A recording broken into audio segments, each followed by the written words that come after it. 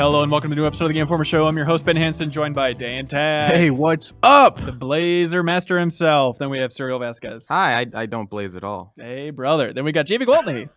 I don't think I've ever blazed. Welcome to the show, you guys. We are covering so much. This is, I think, the first big show of the year. The other ones have been solid. They've been kind of laboed together, piecemeal, duct taped together. This one has a lot of meat in it. I'm a piano. There we go. So in this episode, we're talking about Monster Hunter World. Dan Tech, you've put a boatload of time into it. Yeah, we got a real big show. There we go. Then after that, Dragon Ball FighterZ. It's a Game Informer cover story. Yeah. Back to back. Here we go. Then a little bit of Street Fighter V Arcade. Serial, you've been checking it out? Arcade Edition, yeah. Arcade Edition. Dan, I want to check in on you and Slay the Spire, which you're going to convince us is all a very good game. I sure am. Then I want to talk a little bit about Subnautica and SOS. Two games that Subnautica is in the preview program on Xbox, but otherwise big on Steam. Subnautica just came out. SOS just went into early access. Then some great community emails. And then back half of the show, we have Bennett Foddy as the interview guest from Getting Over It with Bennett Foddy fame. If you remember a game called Quap a while ago, a very, very bizarre game that'll break your fingers trying to play and frustrate you. Getting Over It, we haven't talked about it on the podcast yet, but check it out. If you're into... How would you describe it, JV? It's like a simple game that is brutal, but entirely based on your skill until it Fs you over, but you still feel like you're in full control at all times. I'm going to disappoint you right now. I have not played it. Oh, God. It's a big game on the stream scene. Well, that's exactly what we talk about. And so Bennett Foddy is an interesting person to talk to just because he teaches at NYU Game Center. He's a thoughtful guy. And so getting his perspective on seeing Getting Over It kind of explode on Twitch and streaming and through video in general, just trying to figure out what he's learned about designing games specifically for streaming. And he talks a lot about a topic which is fascinating, something he calls, which he didn't invent, but he calls anti-design, unconventional design choices, and where that overlaps with good for streaming type games. So it's an interesting conversation with a thoughtful guy. I talked to him about Labo because that seems very up his alley. And also we get some very, very strong hints about the game he wants to design next. So stay tuned for that. It's a good, insightful interview. For now, Monster Hunter World, Dan Tag. Whoa, that's a game. Yeah, it's a hell of a game. Heard. You've put in dozens and dozens and dozens of hours at this I point. believe my clear time was around 55 to 60. Wow. Okay, so you're a huge Monster Hunter fan. You dive into World. I'd say so. Give me the evolution of your thoughts on it. Did you start out skeptical, thinking that they babified it or kind of stripped everything good out of it? As most people, as many of the hardcore veterans have surmised, whenever you have something that's designed for a wider audience, maybe with more accessibility conventions, sometimes the series veterans are going to be afraid that they're taking away their toys and what makes the game great, the easy mode Dark Souls conversation, anything like that. And my toys are menus. That's my favorite toy. Sure.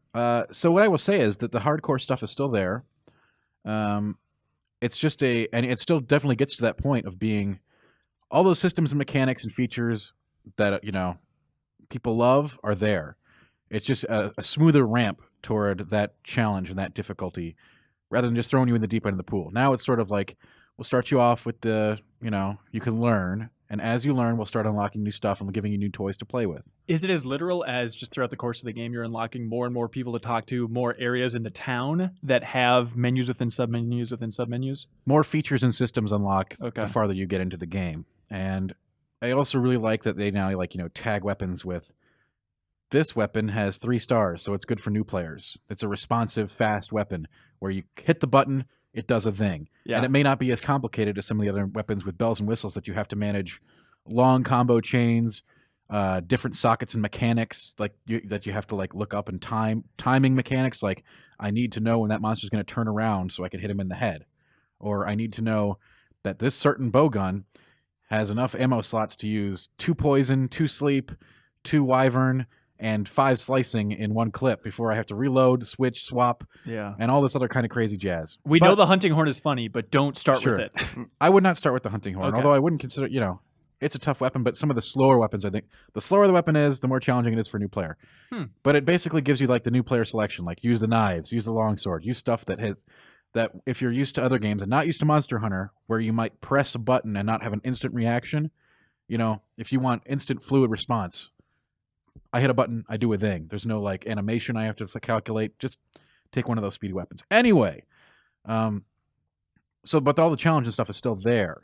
What it does is it gets rid of some of the annoyances, like tagging monsters with paintballs to chase them from zone to zone, right? And just uses scout flies, which is great.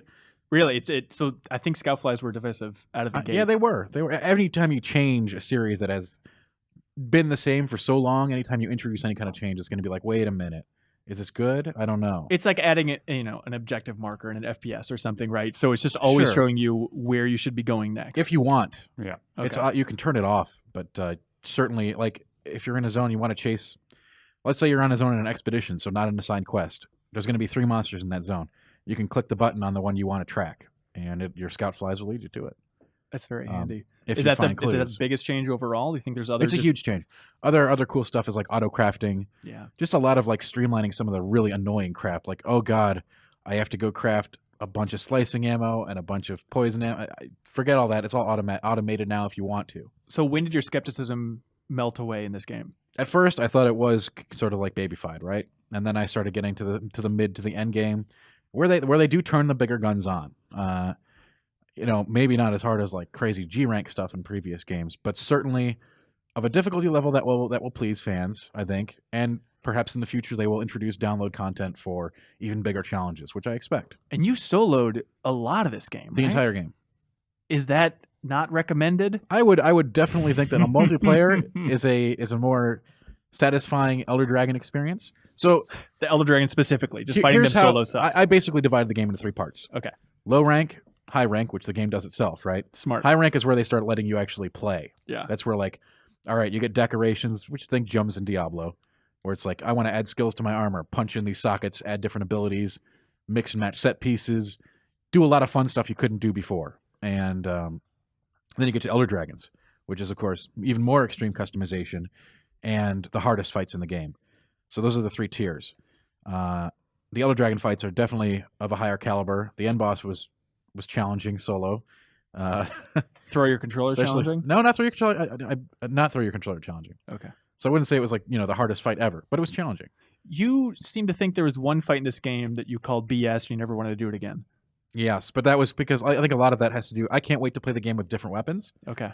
The weapon that I had, which is, and the playstyle I was using, which was a melee. Let's just say it was a melee weapon. Keep it vague. We don't want people finding out your social security number. Well, no, I don't want to ruin the fight. The fight is against one of the Elder Dragons, which is the Wind one, the Steel Wind. So basically, this is a heavily armored beast, so very resistant to everything, and it has a tornado it keeps around him at all times to buffet you off.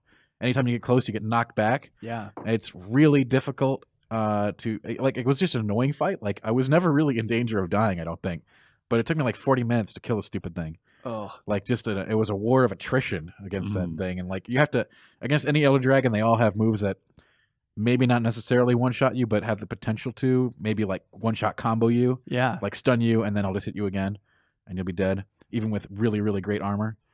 And that's got to keep your armor upgraded. I feel like we need to zoom out a little bit. Let's do that. I mean, what do you think of this game? What are your overall thoughts on it? I'm very pleased. Okay. I'm very pleased with the game. I think it's a great, I think it does a great job at both onboarding and satisfying longtime fans. I think it's a great game. I hope that new fans can get into it with the sort of trickle of complexity. I think if they handed you everything off the bat, it would be very difficult to get into, regardless of the new accessibility and streamlining. Well, we have a case study in this exact thing with JV Gwaltney, who has been strangely silent, but you've also been playing a lot of Monster Hunter World. Yeah. No, I just wanted, to let, since Dan reviewed the game and everything, answer all your questions about it. I came from the opposite vantage that Dan did. I'm completely new to Monster Hunter. I played maybe an hour of it on 3DS. I didn't have a problem with the game on portable, except like it hurt my hands to play. Like, it was very cramped. Love the game. I mean, it was unplayable, but yeah. But I really enjoyed this game, and I'm still trying to figure out. It's one of those things where you play a game, and if you play as many games as we do, sometimes it's hard to be like, okay, well, why do I like this so much? And I think it's one of those things where it's a game that's more than the sum of its parts. Because you present something to me that's like hunting monsters. I'm not necessarily there. You played Evolve, you get it. Yeah. Evolve's not that. I don't love Evolve. But there's something about the balance between complexity, but also, sort of streamlined streamlining, and teaching you how to learn all the mechanics in Monster Hunter World that I really like. And there's something that's just really fun about tracking the monster and learning its patterns, sort of that very satisfying Dark Souls thing of watching the boss that you're fighting and learning its patterns, knowing when to roll, knowing, when to step out of the way, knowing when to have it focus on your palico, which is, if you haven't played the game before, you have this cute little cat buddy that... I think that's the answer right there. Yeah, cute little cat buddy that's actually super useful. It's just that it's really satisfying in games to know something intimately. Yeah. Normally, it's like a space, castle, something like that. But in Monster Hunter, the idea of just knowing these monsters inside and out, Dantak, it's really satisfying to just be like, oh, Great Jagras, I know everything that guy can do. I know exactly how to take him down. Right. That's the earliest example. Yeah, and it's not just and it's no longer just knowing the monster, but it's always been about sort of knowing your equipment and your consumables. Those are very important elements. I want to stress that for people who might be picking up this game that just think, grab your sword, go out and kill the monster. Yeah. Bring stuff, okay? Supplies are part of the hunt. That will help you a lot. Yeah, there's a lot of joy to be found in preparation in this game, which is essential. Like, it's not merely a matter of you running up, like, because this is how I tried to play the game for the first 3 hours, because I'm usually a rogue sort of class. Like, I like to get in there, do high critical damage, be very speedy, sort of, lightweight. That doesn't work that well. You'll get your ass kicked about the second or third monster you go up against. Even with the right weapon? Yeah. So you should probably prep stuff like traps, potions. Like, you got to go into a fight prepared, and I really like that aspect of it. It makes it feel intimate. Yeah, like you said, intimate's a good word. Okay. And more so than other games, I think this one plays up environmental advantages that you should be aware of.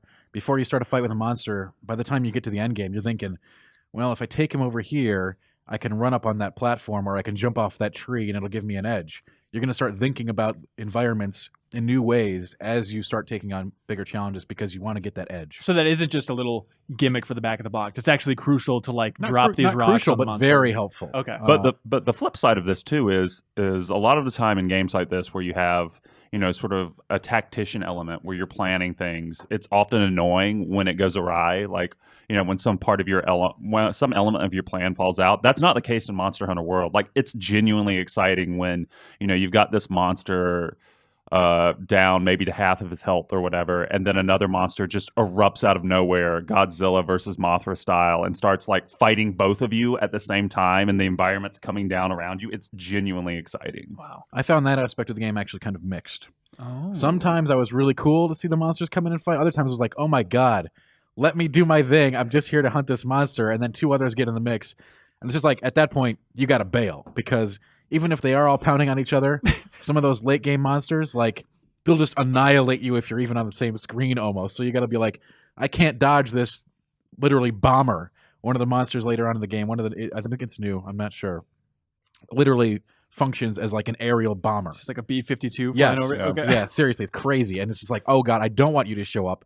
Please just let me kill this monster one-on-one. And then it's like, no, we're bringing in the whole crew, all right? And then like the other one will just roll right in. Like, that guy jumps in, starts bombing you, and all of a sudden just like rolling monster will come in and just run you right over. It's a way to get taken out of the game real quick. However, so I didn't like, sometimes that can be frustrating, but at the same time, it can be cool to watch them fight it out and sort of sit on the sideline sipping a potion, letting them beat each other up. That's also fun. But it's not even that like sort of sitting on the sideline thing for me. It feels like a scene out of Jurassic Park when the humans are running through the legs of like these two monsters that are fighting each other, and you're just having the tail flip right in front of you, narrowly missing you. They're not monsters, like they're animals. After we saw it in the like preview coverage and stuff like that, I thought it was really gimmicky how they sort of forced those scenarios, but no, they do happen organically and they're cool. Yeah. I do want to say on the PS4 though, some real frame rate problems. Oh god, yes. When you get a couple monsters in the same spot. So I think wasn't Leo saying that he thought there was like a video capture issue at times? It was so bad. Definitely, it's very pronounced when you have multiple monsters in the same arena, for sure. Yeah.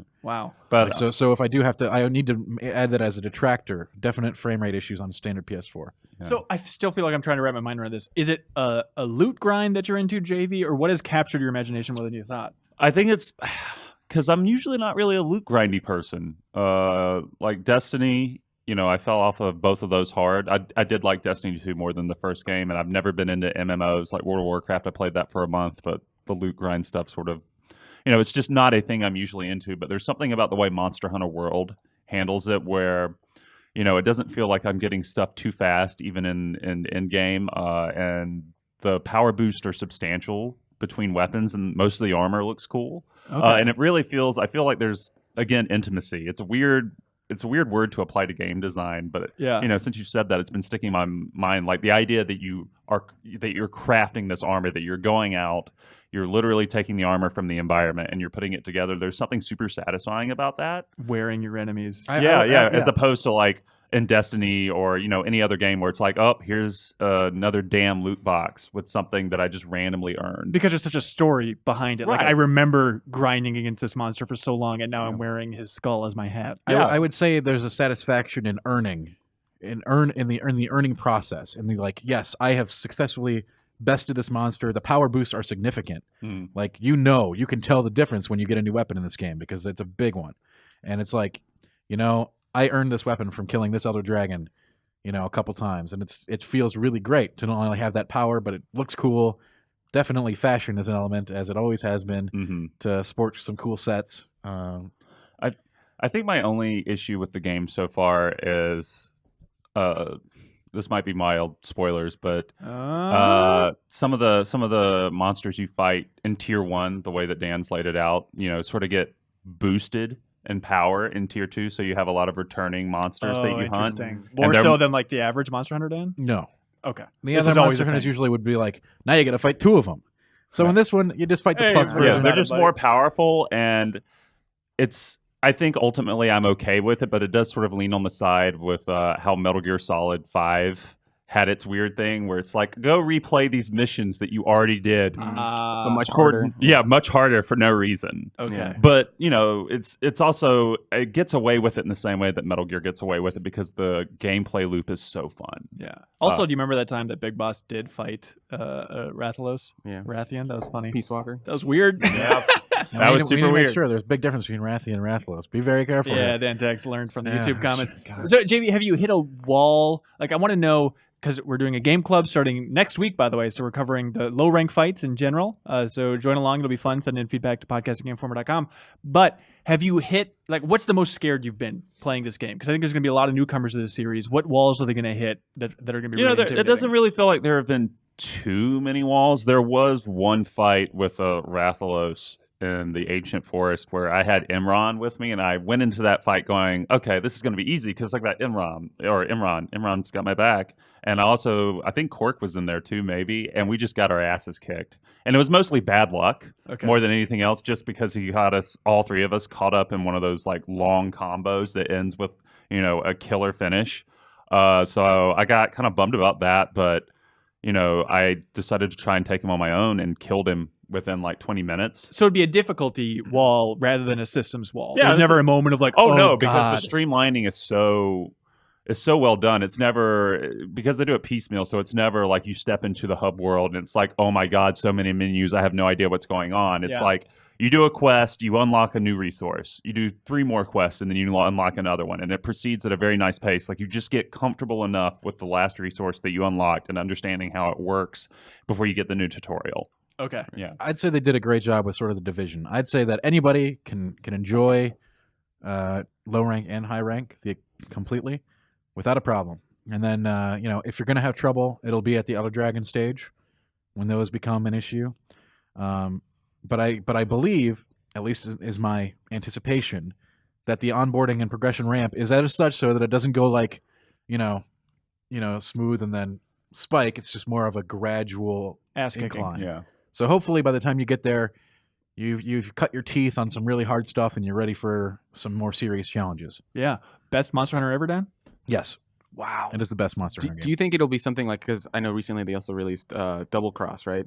Do you think that this is sort of like a Civilization Revolution kind of thing, where it's like this is a side series, or do you think that this is sort of the new direction for Monster Hunter? Something like Double Cross is a dead end. I think this is going to be where they go. I think this is the new direction for Monster Hunter, but I also think they're going to have to provide the equivalent of much harder endgame content down the line, and I'm sure they will in the DLC or something. That's my prediction. But to satisfy the hardcore fan base. But they've already got the groundwork is there. This is the platform I want to see it on. I never want to play it on a 3DS ever again. I'm just going to say it. I never want to. Yeah. My hands don't want to do that. I don't want to do my eyes don't want to do that. Yeah. We're on this is the real deal now, and it's great. It's the best Monster Hunter's ever been. And what score did you give it? A 9.5. 9.5. And again, it's an amazing game, but again, we're talking about PS4 here. Yeah. Definite frame rate issues. So that's a. You didn't play on a Pro, right? Not on a Pro. Okay. I would like to play on a Pro. Yeah, and also on Xbox One, it's launching. They said ambiguously later in the year on PC. Yeah, right? hoping for a great PC port. Autumn, whatever that means. So this year we hope. Yeah. Right? Autumn, get on it. Awesome. Suriel Vasquez. Yeah. Dragon Ball FighterZ. Yeah. You've been playing also a lot of this game. Yeah, I've between sort of a pre-release build that was basically the final product and the retail build, I've put about 70 to 80 hours into it. Jeez, good lord! There's a lot to dig into and a lot to play. Really, in Dragon Ball FighterZ. Okay, overall, how is it?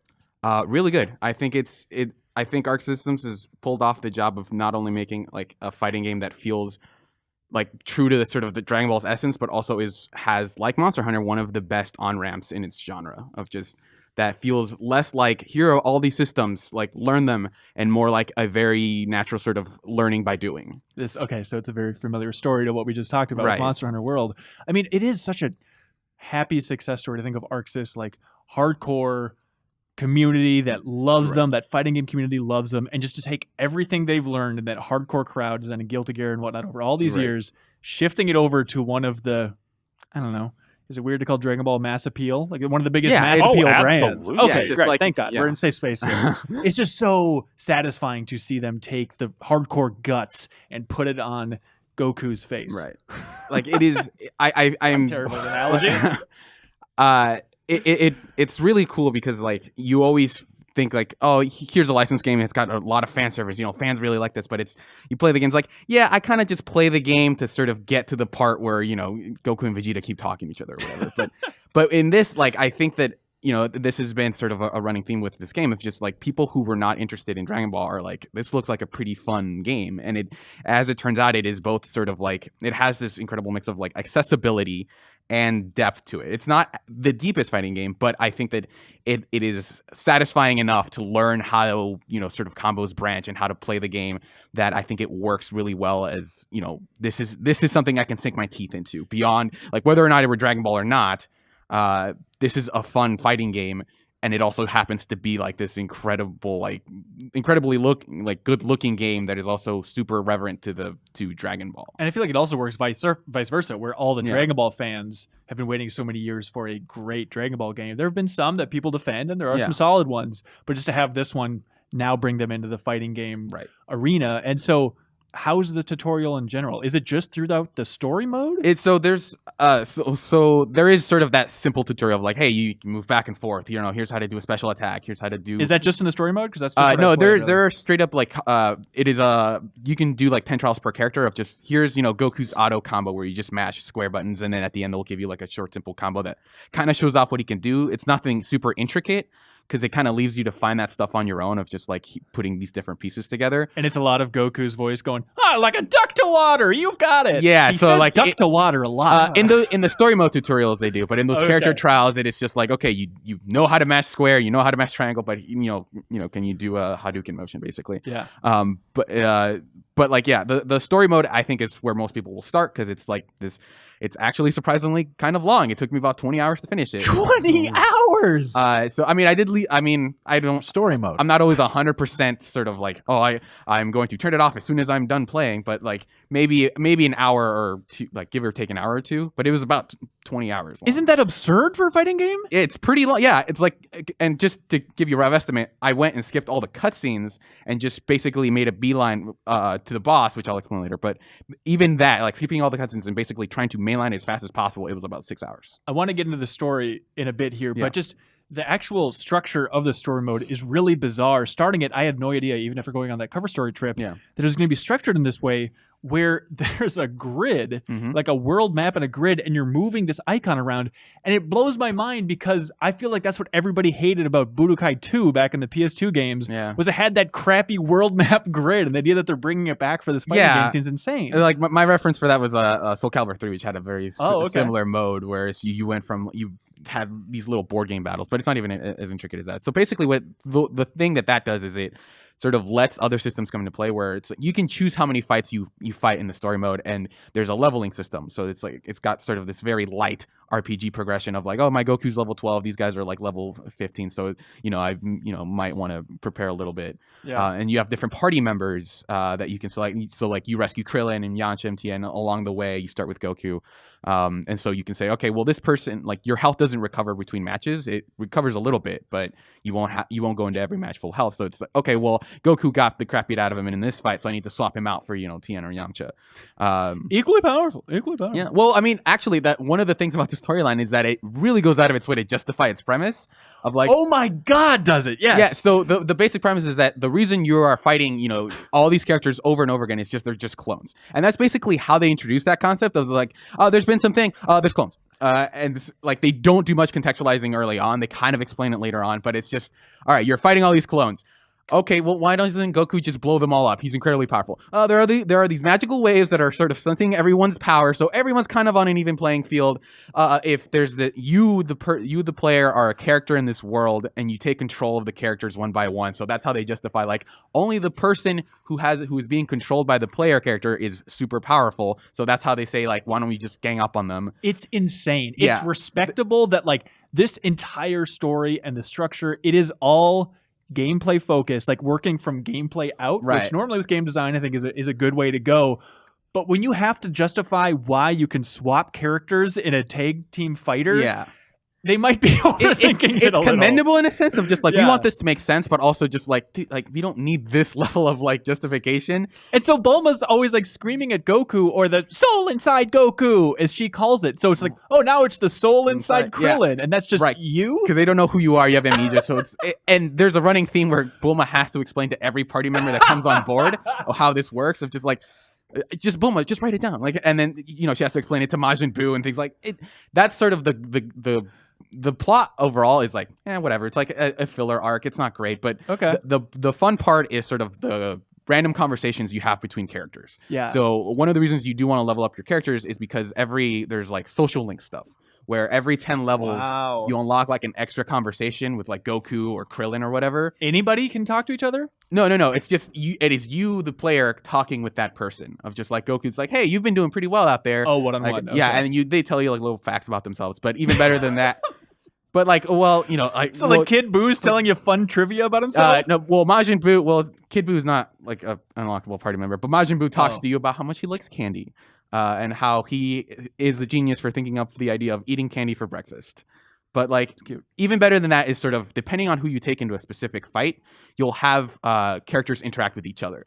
So if you take Gotenks and Adult Gohan into a fight, Gohan's like, Gotenks is like, oh, I want to be a superhero, but not like the Great Saiyaman, he's stupid. And Adult Gohan's like, what? No, he's like incredibly cool. And he's like, all right, whatever. And then like that extends to, if you have the Ginyu Force and Frieza in a fight later on, they talk about like, what are the benefits of being part of Frieza's army? And Frieza and Ginyu's like, well, he lists off some of the benefits that you have. And there's just I have like a list on my phone of just like, here are some great conversations that are just good. That are really have nothing, because like they just sort of acknowledge that like, there's clones there. I guess we'll fight them later. But like, Cell, what is up with you, man? Why are you like this?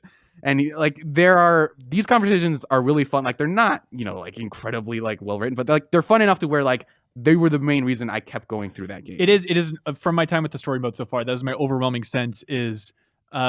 Like even though the story itself is bizarre, like you mentioned, it starts out with, oh, there's a soul inside Goku. Bulma's confused, but we need Goku to be powerful because there's all these clones. By the way, there's clones of every fighter in the world. Also, Frieza and Cell are back. Like it's just like a top thing. It's like, what? Right. This is game changing. It takes place in the Super timeline, But despite all that nonsense in a very exaggerated Dragon Ball kind of way, the character moments speak really true, and I feel like they nail the tone. Even in the beginning with like Beerus and Whis coming around, just having those two characters just pitch perfect for their personality, or Krillin being so dumb and absurd. Yeah, just Krillin losing to his own clone, which is just like... geez, Krillin, come on. A lot of weird tension with his marriage in regards to 18. And it's like, oh, it's a husband's job to defend his wife, and all this weird And there's like the 18's like, I'm way stronger than you. What are you doing? Also, she's like teamed up with 21 in a confusing way. So I mean, they do the thing where it's like every arc is sort of from a different character's perspective. So they have like 3 separate arcs, but they don't coincide. That is the frustrating thing about it, of just... yeah, you play through the sort of this from the perspective of another character, but like where those characters align, so they just have it go the other way. So like if there's a fight between two character parties, one person will win depending on who you're playing as. So they don't crisscross the way you would want them to, but you slowly learn more about why the clones are around, why Frieza and Cell are back. Is it satisfying to learn those answers? There's closure, okay, fine, sure, like I get it, but it's not this incredible like, oh, this upends everything I understood about the world of Dragon Ball. And but, okay, 21, Android 21 specifically, shepherded by Toriyama. It's a new character in the Dragon Ball universe that's the first time appearing in this game. Yeah. Does she have an interesting story, and do they explain why she's an android that also turns into a Majin, like a sexy Majin lady? Sort of, not That's really, a weird but thing to combine. Yeah, so I mean, I think she does get a lot of airtime, which I really enjoy. By the way, I'd like to apologize. This is getting a little Dragon Ball nerdy, as I can tell from Dantag shaking his head. But hey, what are you gonna do? It's Dragon Ball. I think she does get a lot of airtime. I do appreciate that, like she's this maniacal villain, like that fluctuates between like maniacal and very calm and collected, and I think they explain that a little bit. But I think she's a good villain.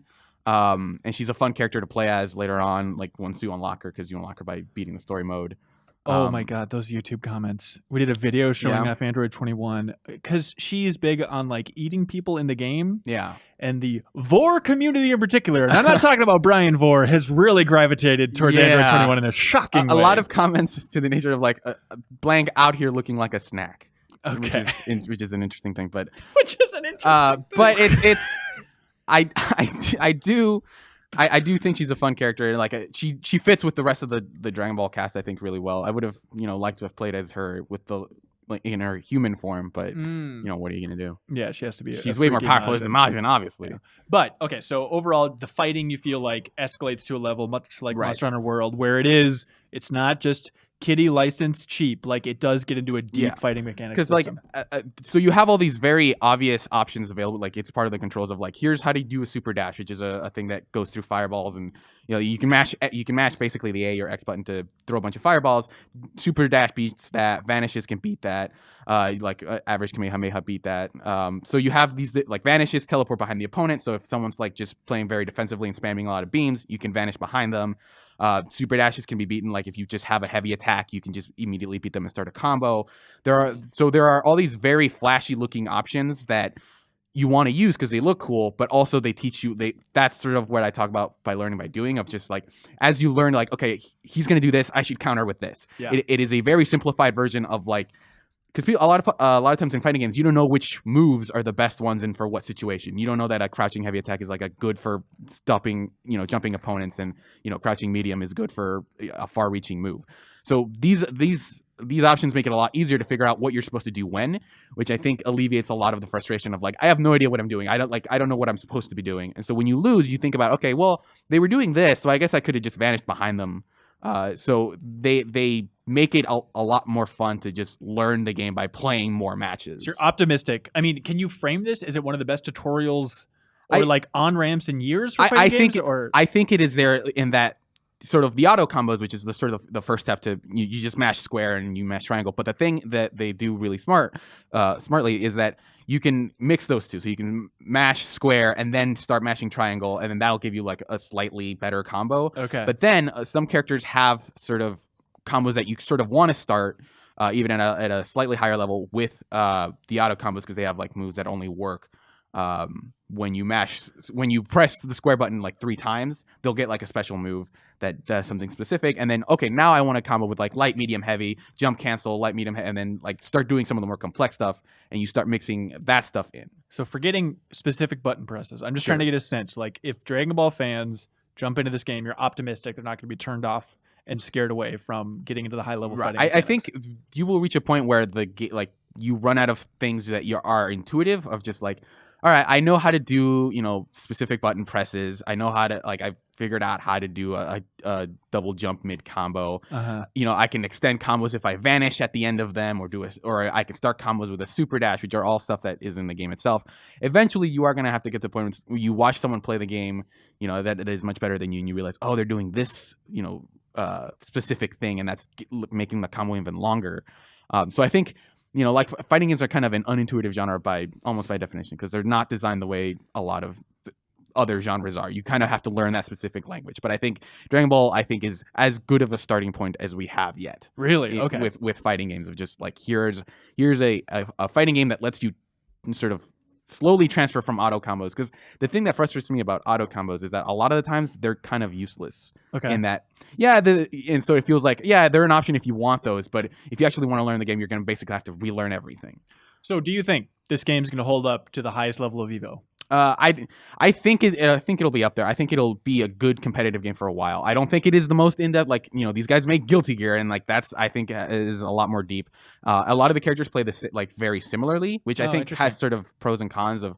Yeah, if you want to play as your favorite characters, you can, because a lot of them do play the same, but they all have like enough deviations that make them interesting. But that also means that, when fighting games, a lot of the joy is like, if you go from Zangief to Dhalsim, you're basically learning a whole new game. Yeah. So that isn't as present here, which, is sort of a knock against its depth. But I think that it works here because people don't want to have to relearn the game. They want to play as their favorite Dragon Ball characters, right? If I want to play as, Majin Buu and Android 21, whoever. Like I can do, I want to play as those freaks. Speaking of specific characters, out here looking like a snack. Jamie, it's so weird to me that this game, it has Gotenks as a character, not Kid Trunks as a separate character, adult Trunks. So that means that they cast Laura Bailey, one of the greatest voice actors in the industry, to only play the Gotenks half of a voice, which is such a weird use of such an extreme talent. Not that, they're going to tell a storyline focusing on Kid Trunks that's going to make us cry or anything. It's just bizarre to think about. Right. That. Yeah. They have to have they have to have some sort of contract. It was like, we'll just pay you a bunch of money. And she's like, all right, I guess if I want to do all these lines where I try to sync up with this other voice actor, I guess that's fine. I see you've read contracts before. We'll just pay you a bunch of money. But a lot of that stuff is really cool because, you'll see a lot of cool references and, there are a lot of variety. Sort of, Gohan has a thing called the Brothers Kamehameha, where he'll have Goten come in, but if Gotenks is on your team, he'll just do it by himself. If Goku's on your team, all three of them will come in and do the Kamehameha. Oh, that's so cute. So it's a nice, there is a game full of like touches like that. Krillin and Android 18 doing a super together, things like that. So it has a lot of fan service. It looks incredible. I think it plays really well. It has enough content to sort of satisfy people who just want a single player game with Dragon Ball stuff in it. So I think that this is probably the best Dragon Ball Z game ever. Maybe probably. Yeah. Big caveat.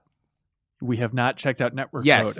So that's why I'm not giving it a score quite yet. Who knows? Like maybe because the first day of the beta, it was completely broken. Oh yeah. And there's a couple of online features we haven't seen. But you can run around in the lobby. It's like a world tournament kind of thing where it's like all the menus are different spokes, but you can play as Casual Piccolo, which is just him when he took the driver's license test. It's a little chibi avatar, and he has backwards cat that says Goku with 2 U's. That's fantastic. That's so great. And microtransactions are there, but they're not too bad. They're not, actually. So I think they've come out and said that. So there's 2 currencies. One of them you get from duplicates, and you can use to buy another chest that has a higher chance of giving you a rare item. Yeah. But you don't buy that you cannot buy that currency. Okay. So as far we don't know what other kinds of things you can buy, but they've come out and said you won't have to pay more money for those little loot boxes. Dragon Ball FighterZ. Good to hear that it worked out so well, man. Yeah. Congratulations on playing that game so much, Surreal. Real quick, Street Fighter V Arcade Edition. Yeah. What is this? Street Fighter V 2.0, 3.0? What would you call this? 3.0. 3.0. The version is 3.05 or whatever. Has it changed your mind on all of Street Fighter V? Is Street Fighter V now a success story? Is my main question. I think that if you have not played Street Fighter V because you heard like, oh, this game doesn't have anything in it, I think it has that stuff in now. But I was kind of on board for Street Fighter when it came out. Like I really liked it when it came out, but I totally acknowledge that it's like you either play online or go home. Basically, like there's not much else for you to do. Yeah, this has enough to do. I don't know if it'll be something that'll keep you around forever. Because the way the major things that it adds for single player is it adds 5 arcade modes and an extra battle mode. So these are all themed around different games. So it's like there's a Street Fighter 1 arcade mode where you play as only characters that were in Street Fighter 1. Sure. Street Fighter 2, same thing. Street Fighter 3, Street Fighter 4. Okay. And so you have different arcade endings for each of those, and they're different fights. So it's something to do single player. I don't think it's like super substantial in the sense that, I have to, buy this specifically for that reason. There's also an extra battle thing where you bet your fight money, which is like the currency that you earn by playing, and you do specific challenges. So right now the challenge is, can you beat Rashid while he's dressed as Beautiful Joe? And if you, I think, Wait, there's a Beautiful Joe costume within Street Fighter? So that's the reward that That's amazing. that they're doing right now, is that if you get sort of, you do different challenges and you get sort of pieces of gear, but you can't use the costume unless you've unlocked all 4. So once you've unlocked all 4 challenges, you get the Beautiful Joe outfit for Rashid. That's very cute. Very surface level question. People only have enough money for one fighting game. They've never played Dragon Ball FighterZ. They've never played Street Fighter V. Which would you recommend? I'd probably go like if they're pretty like casual about the genre, I would probably say Dragon Ball. Do you think Street Fighter V is a better game overall, though? I think I like it more, but as a competitive game. But and a lot of the changes they made on that side, I think, are really interesting. They gave people new skills, and they gave everyone a new V trigger, which is basically like kind of changes their play style a little bit. And I think those balance changes are mostly for the better. But in terms of, I just want a game to play where I can beat other people up, I think Dragon Ball is better at that. Fantastic. JV, Dan, what do you guys want to talk about? You've been quiet for way too long. You got a smile on your face for like most of the... I'm just sort of taking it all in. Yeah, no, I was just absorbing Android it. 21, you know. No, my main sold. Dragon Ball concern is like, I have not watched like literally any of Super. Oh, you're blowing it. I mean, Am I like the last episode I watched? Like I watched all of GT, and that was a huge mistake. No, I wish don't I do could get that. those 40 hours of my life back. Oh, boy. But I watched all of Dragon Ball, Dragon Ball Z, Dragon Ball GT. How lost am I going to be? Like I know who Beerus is. You'll be Whis okay. and Beerus are not a big part of it. You don't get a lot of the stuff from Super. Like there's not a lot of Super stuff. Goku Black's in it. There's some characters, but They're you'll not in be the story fine. mode though. Goku So Black. Yeah, who in the English dub for Super just showed up for the first time, and he has a really cool introduction. But you're not going to be that confused. yeah, so not a lot of characters from Super make it into the story mode. Okay. But they are playable characters. They know their audience. I mean, Z's in the effing title. Like, it stars Frieza and Cell. Like, they know what they're doing. Yeah, and so- it revolves around androids so much. I don't think you'll be that lost. I think it'll be fine. Okay. It'll be fine. All right, I'm in. There we go. Dan Tack. These Dragon Ball guys, I mean, I only watch high-quality anime like Yu-Gi-Oh! Uh-huh. All right, so these guys, I'm so confused. Yu-Gi-Oh's an art form unto itself, eh? That it is. Yeah. Slay the Spire, Dan. Oh, great. Okay, so the evolution of this game is a lot of people are really raving about it. Steam seems to be in love with it. It's early access on Steam. I looked at a screenshot and said, no way. You did. In fact, when the game was introduced to me, I said the same thing. But how am I wrong? This is what I will hopefully be saying in the future is just a little indie gem, man. It is really good.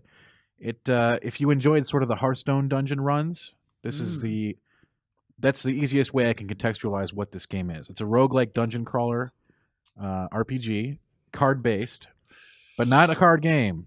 Very important. So what's the difference? Your attacks are like, let's say a swing of your sword would cost 1 energy, but a smash of a mace would cost 2 energy, just to and you have a rotating deck building kind of deck thing going on. But it's not like a game where you're like, I play a tree man, I play an elf, and you start fighting each other. It's not like that. It's just like, it's an RPG that uses a battle system that's rooted in cards. Okay. And a deck. So what's special about it? It is really well done, really well designed as a roguelike adventure. Roguelikes are tough to do, right? Like, man, is it too hard? Is it too complex? Is there not enough? Is there not enough variance? Is there too much variance? Where does skill come into it? And building different kinds of decks in different ways based on what you're given each run is fascinating and fun. There's 2 different classes right now. There are going to be 3 eventually. It's still, again, early access, so there's not a ton of content there, but what's there is well worth the $15 in my opinion if you're into this kind of thing. And it's great. It's fun to play, and it's fun to see what kind of decks people come up with. It's not even real decks. I guess I would call them builds since it's not a card game, right? But going through this different thing, taking on mini bosses and bosses, it's different every time. Like, you're not going to fight the same end boss even. It's one of 3.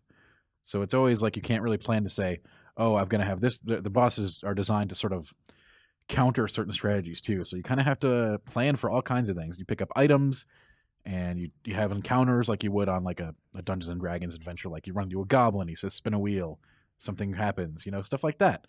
And it seems pretty complete for early access? Certainly functional. Like, all the content's not there, but everything there works. Okay. So yes. Wow. In that respect, yeah.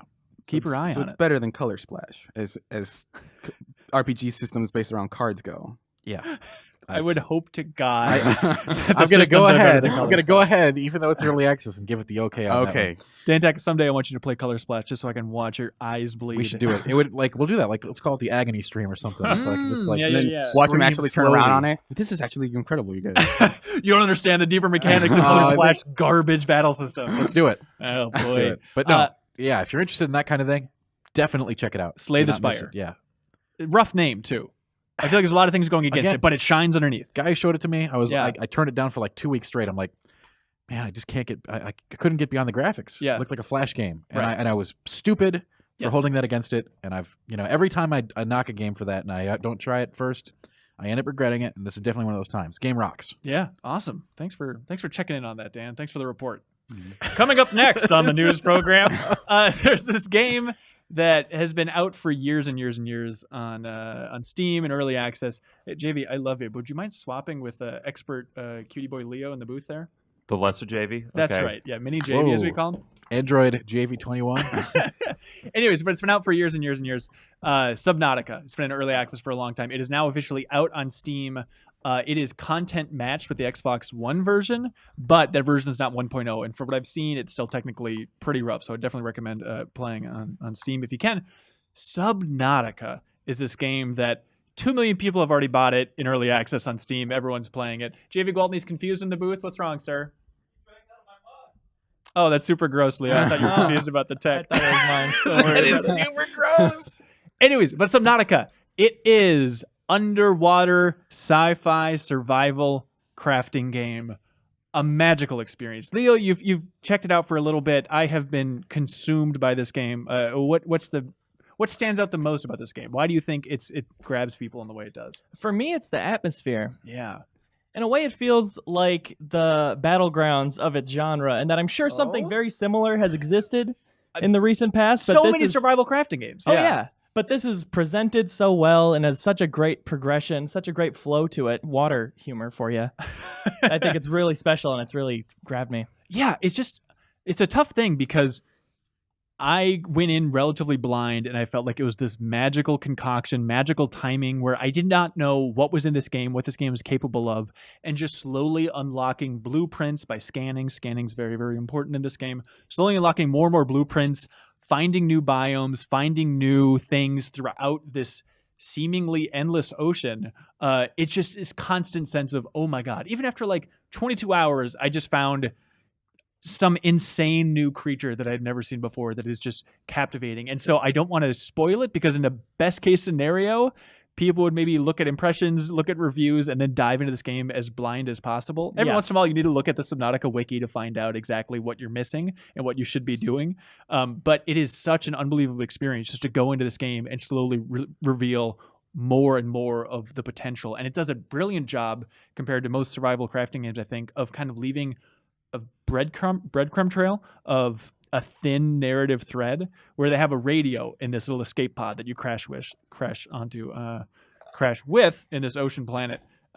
And the radio will always give hints about like, hey, there's a life pod number 12. It's roughly in this location. Come find it. You go there, scan stuff, gives you new blueprints for stuff you can build in your own base, because a lot of this game is about building an underwater base, which is awesome, but then also ties in loosely to this larger, more sci-fi theme that I'm very curious to see where it goes, because the little hints that they've dropped are bizarre and could be really fascinating if they pay off in a big way. Can you tell if the radio hints are coming on like a timer or based on how you're developing new things? I don't know, but it seems very natural. However it's happening, it feels like a really well-paced development of story. Yeah, absolutely.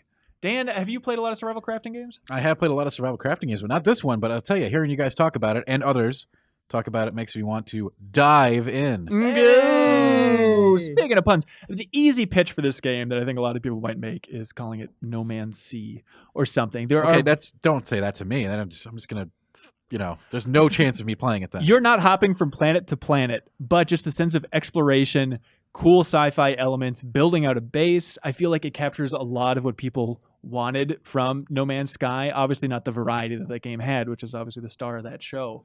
But there's so many elements in this game that just feel so unique of, I've never felt this way in a game before. And a lot of that comes from, obviously, you're diving underwater. So your oxygen is always depleting. You can get better and better oxygen tanks. You can stay underwater for longer and longer. But just that pressure and the tension of, oh my God, I always have to be aware of my surroundings. I have to be aware of how quickly I can get back up to the surface. But you can do crazy stuff, Dan, where there's like this cave deep underwater with just amazing materials in it, just full of diamond and rubies and all sorts of stuff.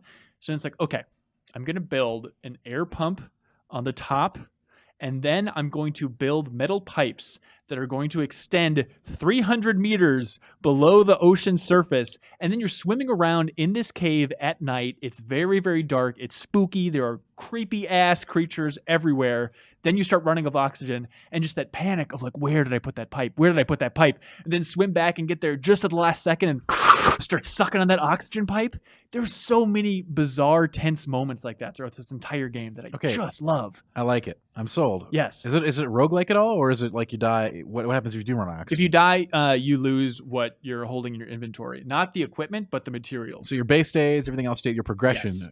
Yes. But okay, I got you. But because you're going out on so many like mining runs Sure. and just material grabbing runs, it can be devastating when you lose everything. Of course. Have you had some tough scenarios You like can that? just drop them on the ground. Can though. you recover your corpse? Is that a thing? Can you recover your lost loot? It seems like you can. Okay. Yeah. Well, Seems interesting. Really? Well, I mean, if- there's not your corpse, but you just drop your minerals on the ground, from what I saw. really? When you die, you can go back and find all that stuff? That happened once, at least. Really? I had no idea. Oh, there you go. But there's just playing this game. I'm not I don't play a lot of these games, and so again, correct me if I'm wrong. But just as far as an underwater experience, I've never played a better game that captures that sense. Just weird stuff that I've never felt in a game before, where I'll dive in deep, start building out my base. I'll make this huge multi-purpose room, and then it's on the ocean floor, and I'll go into it, and just being out of the gate in this like dark room in a base that you've built on the ocean floor, and just going in there and there's no oxygen in there, it gives me the willies. It's just a weird feeling to be like in a room and you think you're safe, but it's like, oh, I can't breathe in this dark room at the bottom of the ocean. Now I need to figure out how exactly to get oxygen down here. Should they add VR? They have it. Oh, they do? Wow. They do. This game makes me nauseous just playing it normally. It's a lot of rotating around and flying around in 3D because you're swimming naturally. And so I'm just hopped up on Dramamine every time I play this game. So I'd imagine in VR it would be a nightmare. Yeah. You need to really be safe Sure. in playing VR games before you decide to venture into this one. I'd imagine. I haven't played it, but you're probably going to puke your brains out. Okay, cool. I So I'd love imagine. puking my brains out. Okay, good. You're in luck. But yeah, it's out in 1.0 on Steam now, and I cannot recommend it enough. I just absolutely love this game. It has captured my imagination in a big bad way, Dan Jack. I'm sold. I'm going to play tonight. Please do. Also, Leo, we've played a Stranger game, and Dan Jack, you played this as well. SOS. Yes. What a game. Okay, so Yes, you oh, played yes. this. You played this last week, Dan? I did. Okay. Yeah. What is your pitch for this? How would you describe Still it? very early, but this is a game designed for viewer participation, interaction, watching. This is a stream game for streamers. If I'm not, call me wrong. I mean, Stream that's- ass game No, for it streamers? is absolutely this is designed like the for most that. streamer ass game ever, right? Like As Snoop Dogg proved by streaming it yesterday. Yeah, a game he was playing for sure. Playing the game while smoking a joint with two hands. Yeah. I mean, if I'm gonna play the game, that's how I want to play. You might need to. So the easy pitch is this is very heavily inspired by Survivor, which I think we all know is the third best show on television. I think officially, canonically, that's the way it goes. What's number 4? That's a good question. 60 Minutes? Big Brother. Okay. 60 minutes.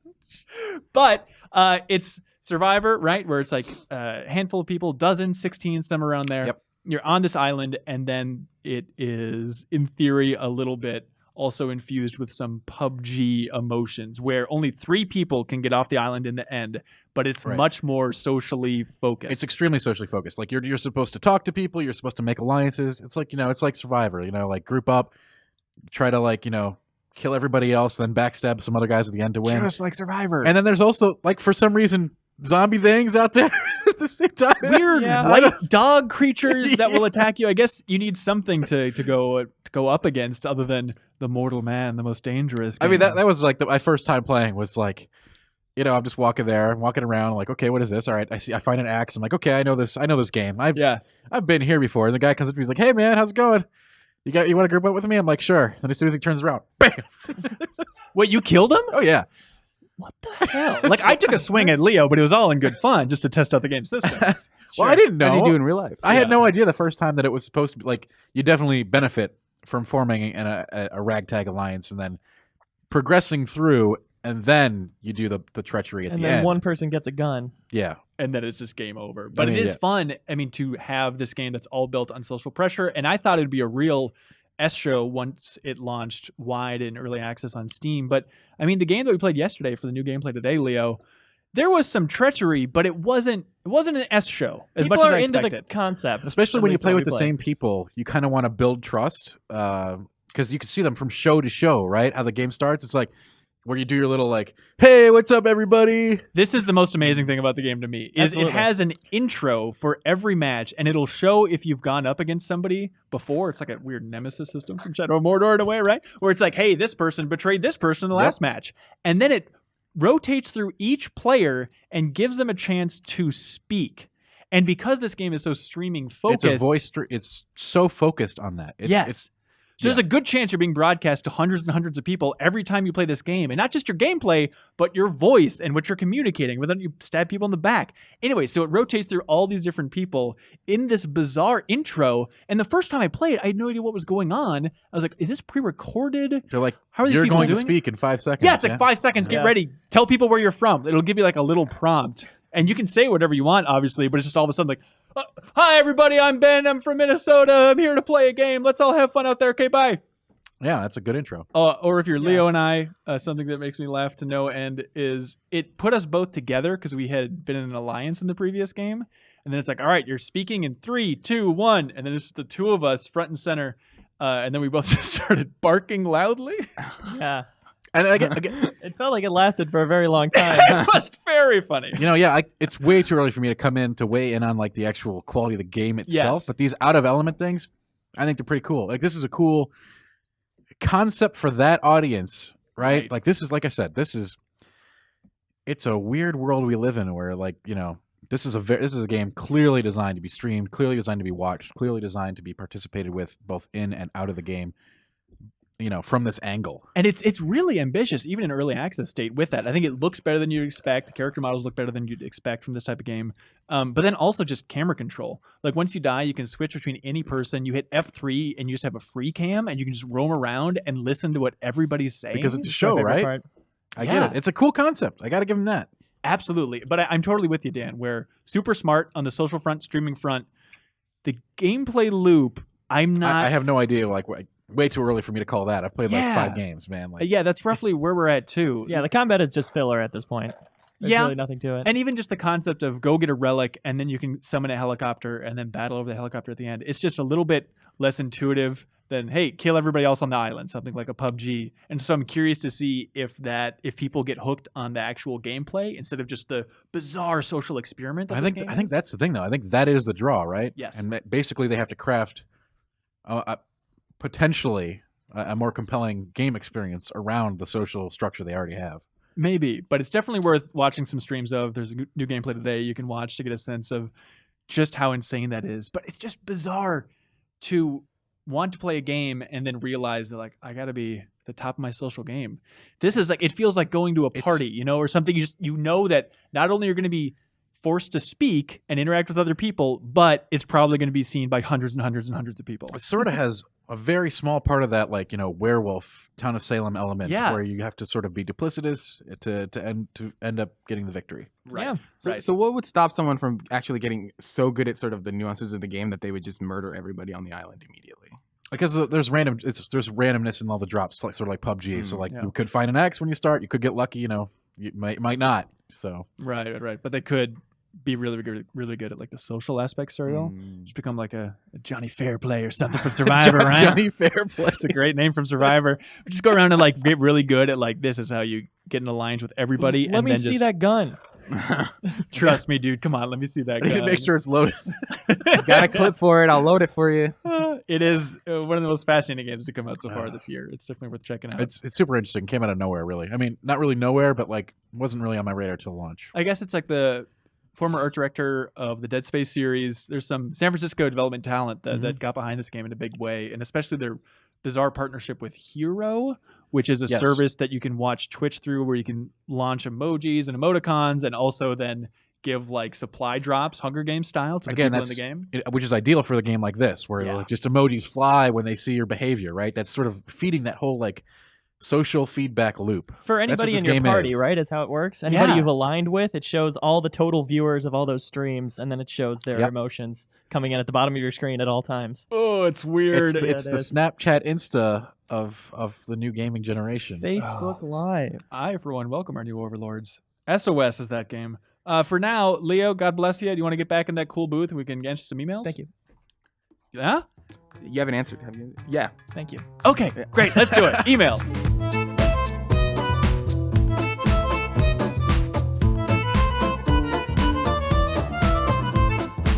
And welcome back to the Game Informer Show. I'm still here, and we have JB Gwaltney back on the table. Get lost, Leo. All right. It's the real competition between those two.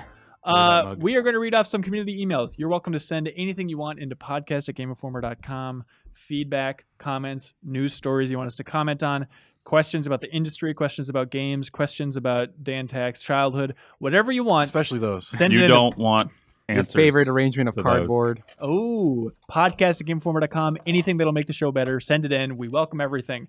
So we're going to read off some of those that have filtered down a little bit, but I appreciate everybody that emailed in.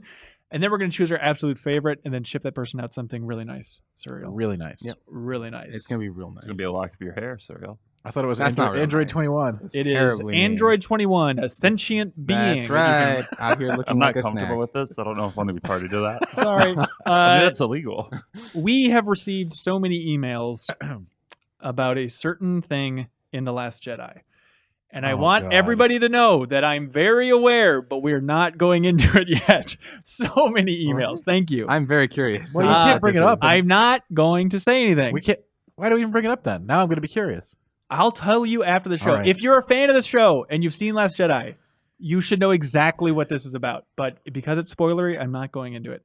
But we also got several emails, one from Florum here saying, I just want to congratulate David Milner on an excellent piece about the overworking of developers, the so-called practice of crunch. David Milner is from Game Informer Australia. Dan, you might as well just shake that can of ice directly into the microphone. Anyways, Milner is at Game Informer Australia. He was on during E3. He's a wonderful guy. And so he wrote a piece recently just about game development crunch that people really, really seem to enjoy. And he's a really nice guy. Yeah. He's also very funny on Twitter. Yeah. I get angry with how funny he No, is. he's funny in real life, too. Yeah. He seems like an impossible person, and then you meet him, and he's like, wow. Yeah. I really hate this guy because of how cool How he dare is. he be a good person? Yeah. Screw you, David. And I still love just that weird relationship where he's like, oh, he's like a cousin to Game Informer America. It's a bizarre thing, but That he's a handsome good cousin guy. you're always jealous of. That's right. And so he says, Florum here, that a good example of crunch can be seen in the Double Fine documentary recommended by Ben Hansen. Thank you. You can see the toll physically in the developers' faces as the project drags on. That's true. Crunch seems like a mental practice that just doesn't get any attention. So thank you all on behalf of the developers for covering this. You're welcome. I think it's a good piece. You should definitely check it out. It's interesting just seeing so many people comment on the God of War videos that have been going up throughout the month. There's been a lot of YouTube comments saying these developers look exhausted. And when YouTube comments are worried about like, holy cow, they're killing themselves over there. That's interesting. Yeah. Dan Tack, what do you think about crunch? I mean, those comments are nice, but it's not solving the problem. Right. So How do you solve the problem? that's, if that had an easy answer, it would have been done already, right? Yeah. I mean, the problem is there's a lot of demand for that work. People love to work in games. People are very passionate about games, and crunch is, at this point, so tied to it as part of the work culture. When it's assumed on the timeline of the publisher that like, it- well, this is when the last project got done, not counting that every developer is just so passionate that they're staying completely late at night, coming in on the weekends, just destroying their personal lives just to finish this game. That is like, it's sort of absurd. We got to the point where that is expected, and that is the way it is now. But so how do we? I guess we have to change the culture from the top down, right? Yeah. That's a little bit more than I can do from my desk here. Right. It's very tough. It's like we just need, I don't know, the emperor of game design to come in and say, we're changing all game release timetables because this is not sustainable. Someone's That's the looking thing, at like- some sort of union. You can change. Your company A can change. Company, but they're competing with company B and C, and they're not going to change. Right. So their product's still getting out. And it's especially tough when it's like, the developers want to do this because they're passionate about the game. They realize it's going to be better. Yeah, sure. I'll come in on the weekends to make this thing that I love more than anything else in my life. It's not, whether you want to call it, like, it's part of it's like some people just deal with it without batting an eye. It's like, oh yeah, that's what we got to do. Yeah. Brutal. This is Irvin from California. Says, hey guys, I'm a little bit late for the holidays, but to Surreal's argument of which board games to play with the family, he said Loteria. I came across an English translation that actually has lore behind each card. Oh, really? A few drinks and laundry money makes the experience that much better. I highly recommend it after hours in the office or any gathering with your people. So yeah, I actually got a lot of emails with fans of Loteria. So congratulations. So yeah, I think I actually saw that when I actually went and did it this holiday, that there's a thing on the back of each card that tells you like one sentence about the actual card, which is kind of interesting. But I would love to dig into the Loteria wiki and just find out, who the alliance is. Do they have that game on like a board game simulator or something on Steam? Has it been incorporated into a digital format yet? I don't know. I can't imagine it's in like board game simulator specifically, but maybe. Yeah. Brian Hardy from Seattle says, hey, Mr. Hardy from Seattle here. Hey, folks, here's a question. What's the most uncomfortable experience you've had playing video games? Not scariest, angriest, or grossest, just the one that made you the most uncomfortable. I encountered mine a few weeks back. I can't really relate to things like fighting off zombie hordes or being chased by xenomorphs, but this is ambiguous, not saying which game it is, but you guys will know. He says, but I certainly can relate to the terror of something tragic happening, like a toddler in a bathtub.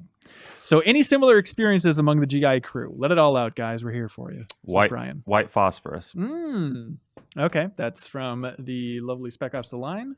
Mine isn't as messed up as JV's, but mine was in Assassin's Creed Origins actually. Wow. It was a weird thing where it was at the review event, and it's like certain camps you just find sort of elephant bosses. And those bosses have so much HP, and every time you hit them, the elephant just starts wailing in pain, as it should.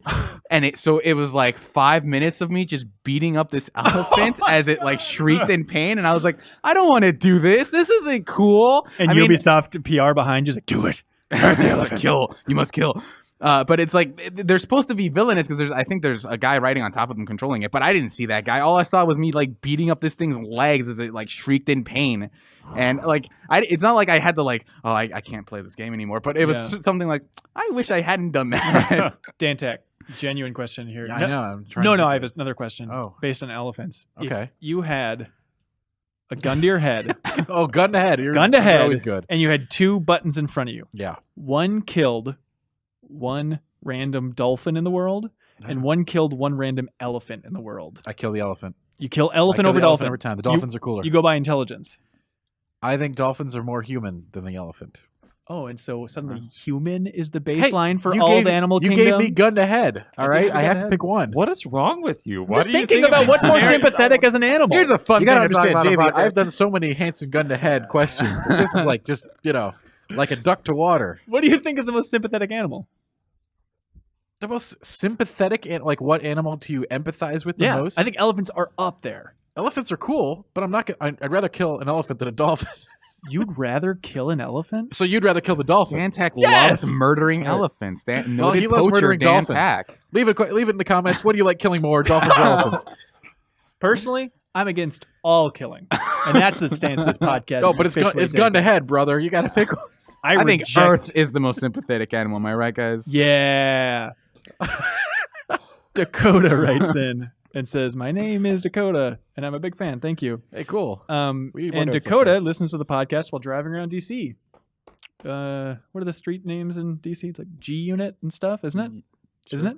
I think so. It's like alphabets. Anyways, Streets of D.C. reference. On last week's episode, you guys mentioned the light bar on the PS4 controller and gave Kyle crap about noticing the police sirens in GTA 5, that changes it. While I also think that was a dumb design choice by Sony, and I don't really care for it, I think when developers actually used it in their games, the light bar actually helped with gameplay features. Two games in particular that I can think of, these are cool, are Alien Isolation and the re-release of Tomb Raider. With Tomb Raider, with the PS4 controller, if you stood close to a fire, the bar rapidly changes from red, orange, and white to give a campfire feel. Isn't that awesome? That's cool. That's neat. In Alien Isolation, it was directly tied with the motion tracker. So if the alien moved in close or if you actively had it out with the light bar, the light bar would pulse. The big flaw, though, was that the lights in whatever room you played in needed to be turned off to actually see the effects. Yeah, like that's always been my problem with that gimmick of the light bars. Like I've never noticed it when I'm playing because I don't play in the dark. Really? Why? It's more immersive, isn't it? No. You guys leave the lights on when you play? I like to play in the dark. It depends on the game. Breathing very heavily. Yes, into a bag. Nah, I've never been like the kind of person who's like, oh, I'm playing a horror game. I have to turn off the lights to make it scarier. Any game. I'm shocked you guys don't play in the dark. I mean, it's not like I always play in the most well-lit room possible. Fluorescent for me. I never I sort just of saw do a it bead actively. of sweat go down your head, and you said, "I think you're lying. I think you have a quarantine chamber at your house." That's in my house that I definitely own. I don't live in an apartment. I definitely own a house.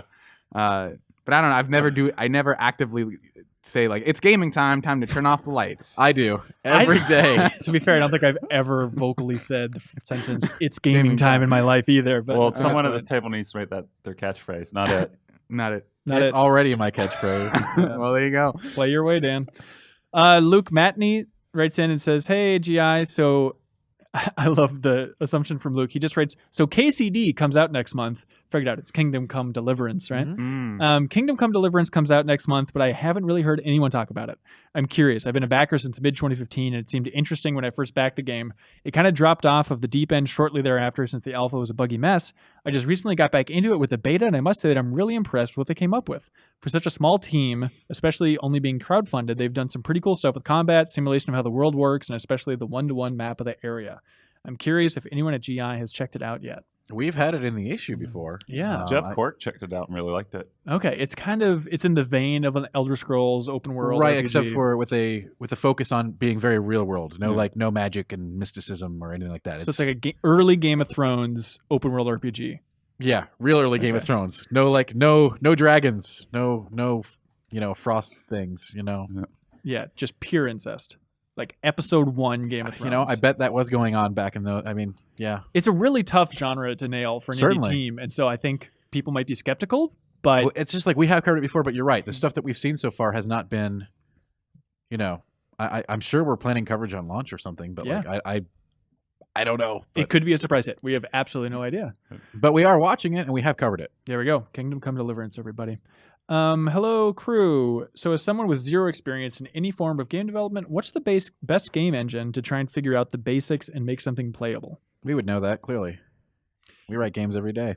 The go-to, this is from Franz Thiessen, cousin to Tiffany Amber, I believe. But so Franz, it seems like the go-to would just be going for Unity. Yep. Seems like the most tutorials out there for Unity. JV, would you go something simpler than Unity? I mean, I made text adventures in Twine. There we go. Yeah, he's got a really good one about me.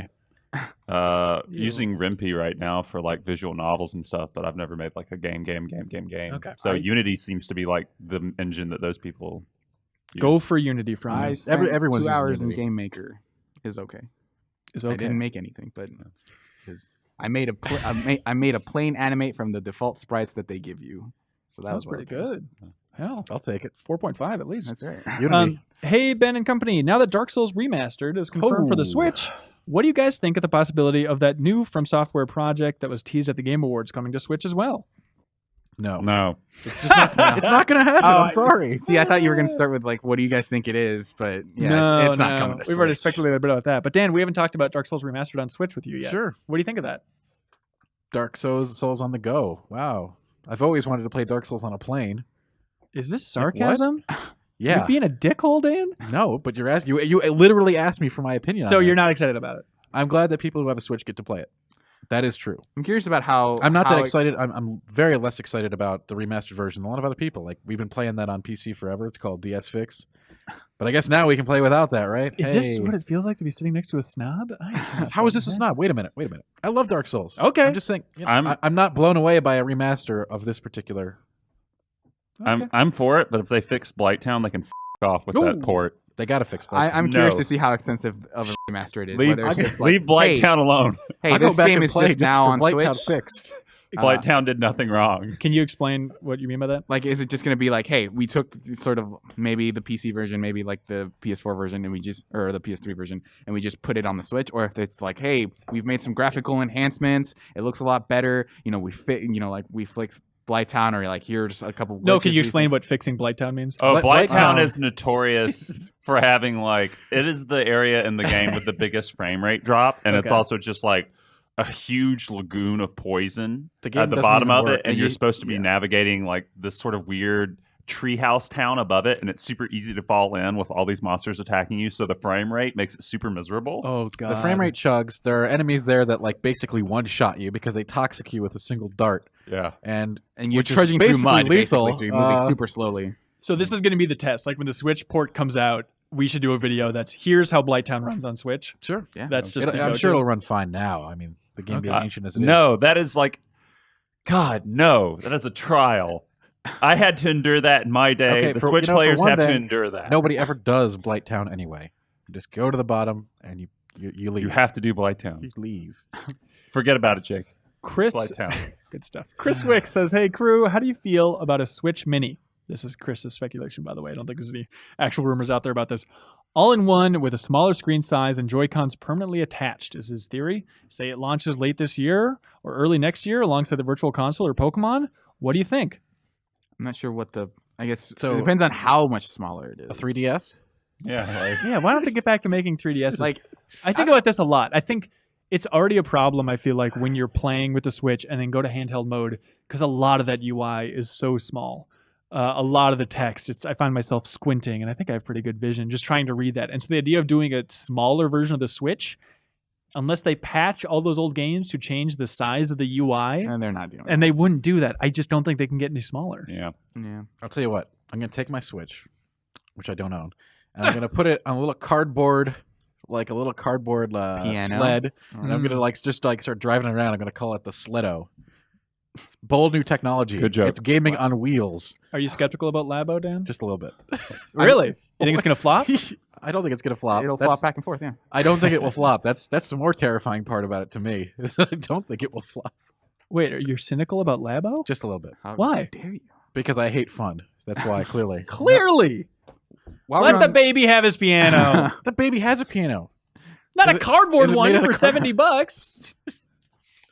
Damn. All right. Yeah, I can't wait to have fun with the Labo directly in front of you and make you watch. I will miserably. I watching will other people watch have fun that. with I Labo. want to watch you have fun with that thing. Maybe I will. All right. Maybe I'll make a little house. This is getting lewd. I know. This is my favorite father-son conversation. While we're on the subject of Switch stuff, I want to see a Pro Controller with a headphone jack. That's all I want from. Oh, the Switch. yeah. Yeah. Makes They should have sense. fixed They that. need to fix that. Yeah, boy, the one problem with And that. charge us $80 for The it. Pro Plus. Yeah. You guys ready for a really good name? Sure. Ooh, this is a winner name. Don Honeycutt. I wins. like He Don. wins. Don Honeycutt from South Carolina says, Yeah, we're on a theme here, if you couldn't tell. Is the Honeycutt a proud No, family? that's just like, yeah, I can see someone being named that from South Carolina. Okay. What does that even mean? It's Honeycutt territory. You don't Dan. get it. I You don't get it. It's fine. Forget it. Kyle would Kid. get it. He If- wouldn't get it. If each of you could pick 2 games from the past or present from any console to play on the Switch, even if the games are old, they will receive high-resolution upgrades with better controls that you're choosing. Pick what you want. 2 games on the Switch. Any game. Like, what do you most want to see? JV, you wrote some articles about this recently on the site. I want to see XCOM 2. Oh, or just XCOM baseline, right? No, XCOM 2 specifically. Okay. And Pyre, actually, because I feel like Mm. Pyre would get a much-needed boost on Switch, and it's a really great game. Attention boost. Yeah. And I think it'd be perfect for those controls. Yeah, that's a good one. I think about almost on a weekly basis how much I want to replay Chrono Trigger. And I just don't want to start it on the DS or go back and play it on the Super Nintendo when I know there's always the chance, it's a slim chance, that it would ever come to Virtual Console on Switch.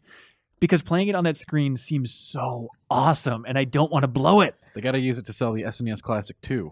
Probably. I'm not even joking. That It's and gonna be it, right? Uniracers. I want to take my answer back. Yes. XCOM can go away. I want Okay. Resident Evil 4 on Switch.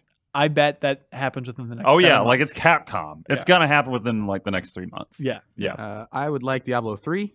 Oh, yeah. Switch. Great one. And the other one would be Ghost Trick, Phantom Detective, because it's an incredible adventure game, and I want to see more people play it. World Ends With You is making the big Yeah. jump. It's always interesting when I hear people talk about Ghost Trick, like actually hear them, not read what they're saying, because there's always sort of like this, and you just had it, this like undercurrent of anger and annoyance that game. More people never should got play that its game.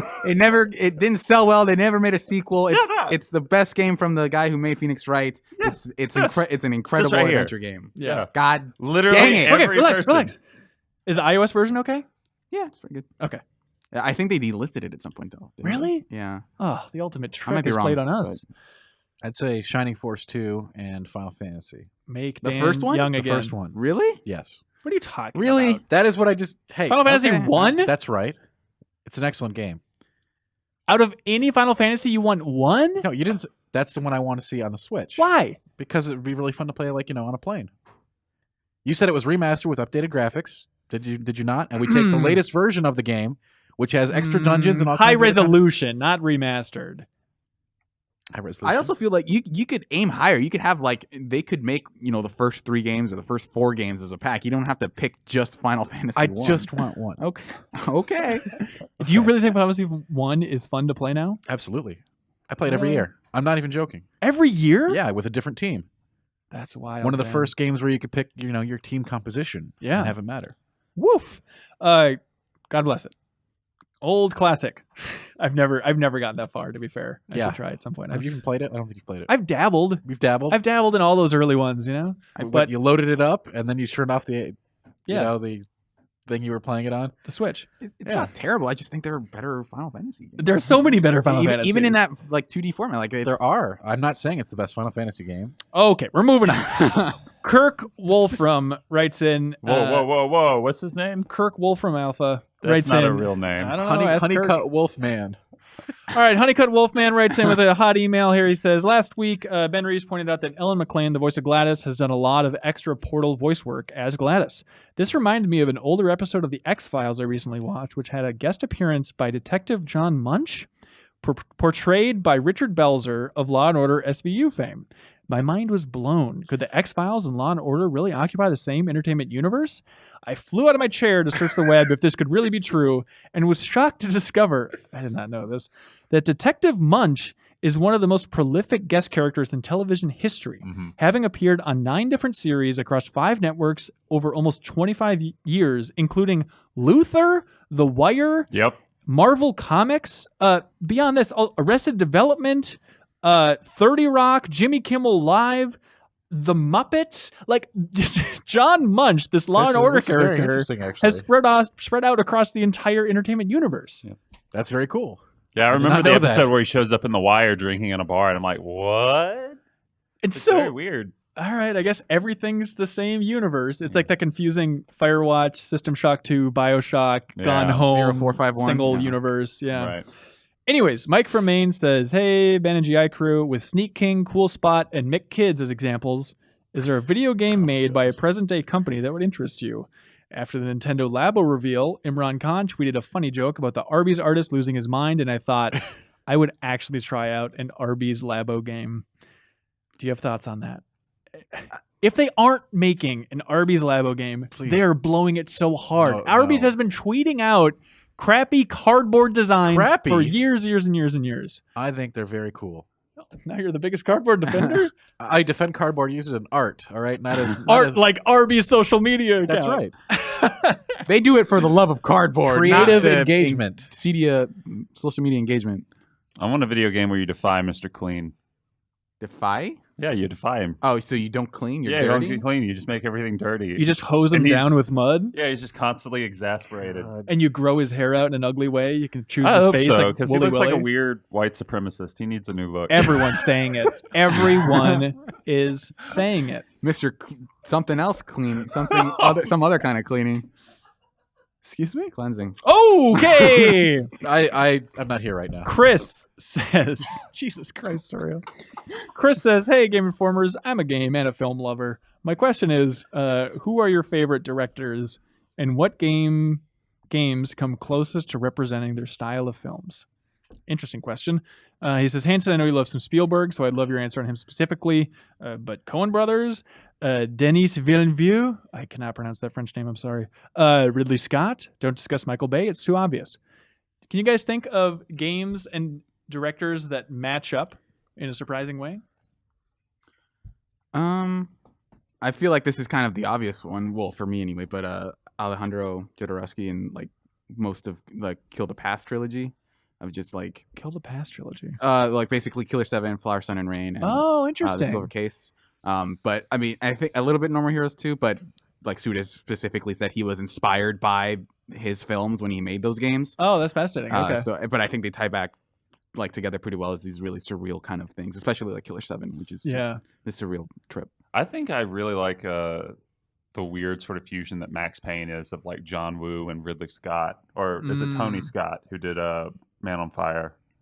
Tony? I think it's Tony. Yeah. Yeah. That's just a weird combination how that plays out. Right. Right. Yeah. That's a good one. I mean, do you think people make too much about the Tarantino feel of machine games? No, because I honestly feel it's, except for like some obvious scenes and homages, it's not that pronounced. Right. Yeah. Right. I think of like the Spielberg analogy is super tough. Spielberg is so sweet, nostalgic. It's a big constant theme. And so you think like, God, in a weird way, is it some designer that's trying to make some 8-bit, 16-bit retro inspired thing that kind of taps into the feel that Spielberg gives in an abstract way? I'm almost thinking something between like Nintendo and like Uncharted, a little bit of just like that very earnest sentimentality. Splatoon single player. Earthbound seems very Spielberg to me. Boom Blocks actually, I think is a very Spielberg inspired feel. Lynch is another good one. You have stuff like Kentucky Route Zero. Oh, and sure. Virginia. Yeah, absolutely. And Alan Wake. Yeah. Here's an odd one. I was thinking Stanley Parable, Reedon and William Pugh. Pugh? I think it's Pugh. Yeah. Okay.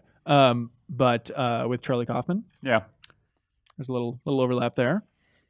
Dan Tech, do you have any insight into this topic? I've got favorite directors and I got favorite games, but putting these together in any meaningful way is never the twain shall meet. Yeah. All right, I hope you're ready for a wild ride here, Dan. I am. Ross from Wisconsin, which is how all good emails start, says, so last week, I'll get to this. I listen on a Zune. I listen to the GI Show on a Zune, says Ross. I'm apparently one of the 2 people that do. Because we talked about last week, according to the analytics of the podcast, 2 people listen on a Zune. 2. I don't really have much to say beyond that, but there are dozens of us that remain loyal to the Zune lifestyle. Dozens! He says, of course. And he sent an attached picture, as you can see, of the GI Show actually running on a Zune as proof. Wow. As they say in the business, that's a Zune. I think this guy wins. Very impressive. Next email is from Austin M. Jones from Cleveland, Ohio. He says, hey, GI, I was called into action in the last podcast when you asked for the Zune subscribers to write in. Both of them? Whoa! Well, here I am writing. I've been a big fan of the Zune for over a decade. In fact, I never owned an Apple device. I really love the Zune software, and I thought of having a Zune to interface with the Xbox 360 would be cool. So he listens to the podcast on a Zune. So we got both Zune users to write in. Both feel like Zune users. We should have a double winner. Yeah, I do too. For this email. It's very impressive. Yeah. Next email is from Matthew Baldwin. He says, hello, GI Show. I am one of your Zune users. What? All the way back to when Matt Helgeson was host. Wow. Helgeson insisted people listen on a Zune. And I can see how I might be one of 2, despite not believing it. I've enclosed a couple pictures to prove I have one with my email address and my username. I was wondering if anyone in the office has any old gadgets. Oh my God. And he attached a picture of the GI Show running on his Zune. Holy cow.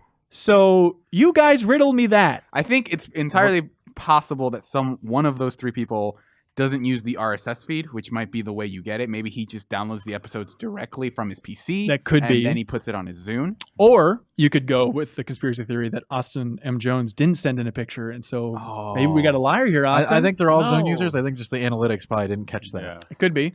Maybe Austin is the same person as one of those other people. Oh, I didn't think about that.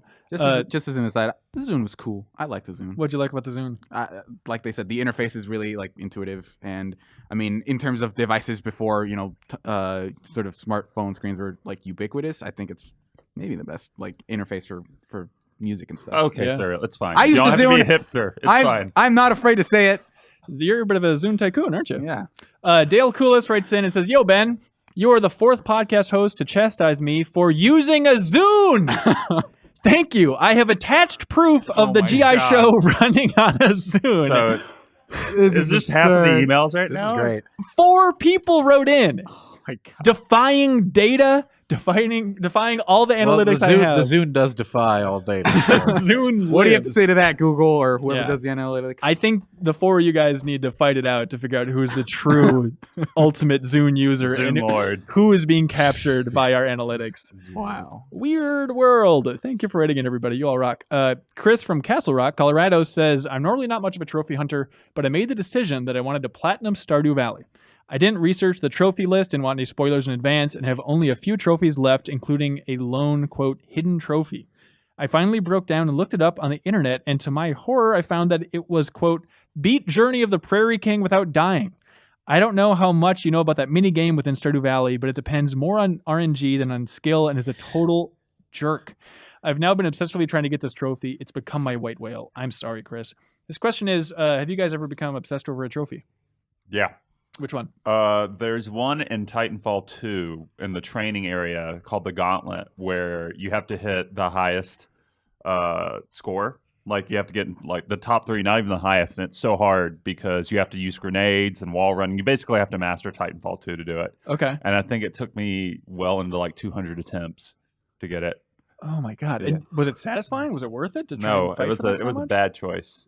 It was a waste of time. Yes. You could say that about a lot of trophies. Achievements, maybe. I've never chased it. I've barely even looked at them. I have all 1,000 points in 99 nights. Why? It was my first Dynasty Warrior games. I don't like it, so it was sort of this is all right. But all like basically it only had like 6 achievements or something. But one of them was like beat every mission with an A rank or higher. So I spent a lot of time trying to get those A ranks, and I didn't feel better for it when I was done. 1 million troops. No, that was the second one. Man. Don't get crazy. Come on, man. Come on. Yeah, we're talking hundreds of thousands in this one. One bored summer, I 100%ed Arkham Knight, and I truly regret that. Really? Yes.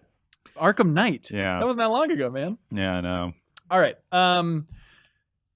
We have Tyler Kelly from Florida saying, I'm just responding to the discussion from last week about what I am doing while listening to this podcast. Which Reeves really wanted to know. If you must know, I am relentlessly building fishing rods in a warehouse. Awesome. It's a weird job, but cool, man. Is it weirder than our job, though? No, it's not. That's a great, It's really not. He says, what were some of the things you guys did to pass the time while you worked at a crappy job or in-between job leading to your career? P.S. Please, gods, give me a new Indiana Jones game. I bet within 10 years you'll get that.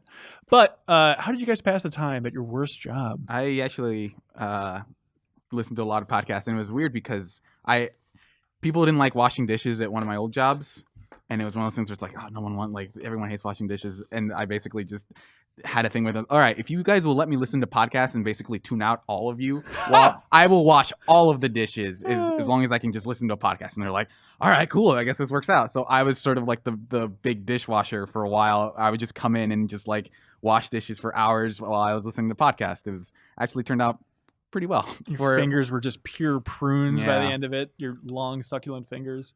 I worked at an office that had like patient records and stuff on hard drives and computers, and so they go through computers like every year or so, and they need to destroy them. So instead of paying a company to come and do it and haul them away, I just take the computers out there as the assistants there and smash them with a sledgehammer. Oh, that sounds awesome. It was real fun. I miss that job sometimes. That's the best way to pass time. Do you ever break one of those fluorescent tubes?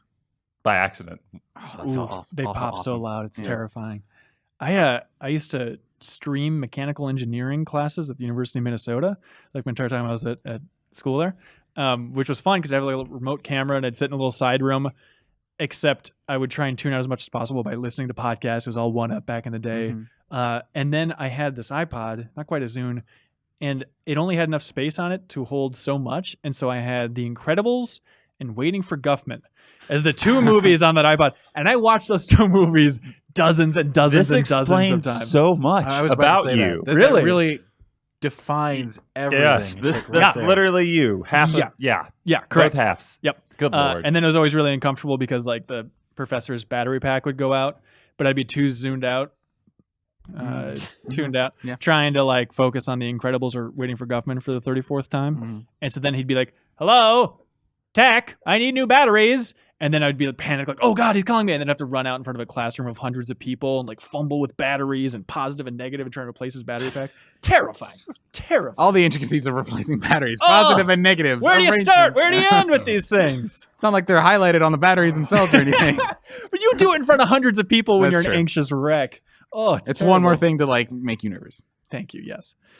Nathan Broderick from Alva, Oklahoma says, hey, everybody, I have a question that is a bit of a deep cut. Bone deep, as they say. This is a deep cut.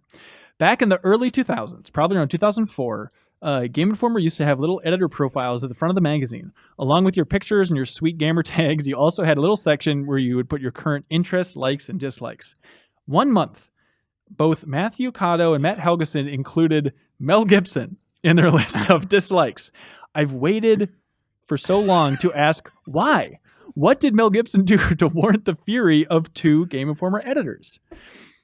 I think this goes without saying. In like early 2000s, this is like peak Mel Gibson. This is when he got pulled over, right? And you said all that awful shit.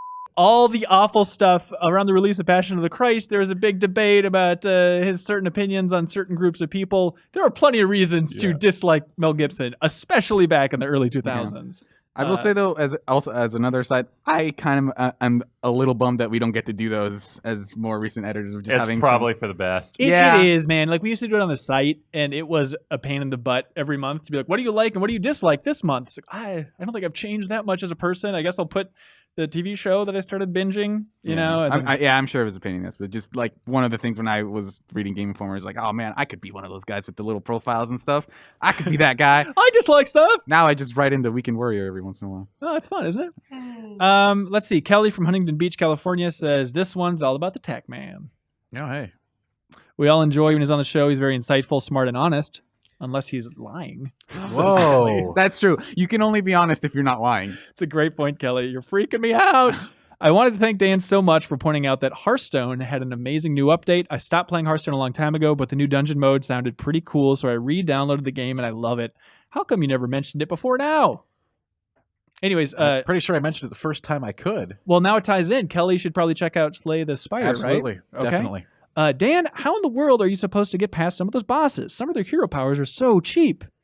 And yeah, I mean, the simple answer, the podcast answer is basically make your deck as broken as possible to combat their own brokenness. Right? Be cheesier than they are.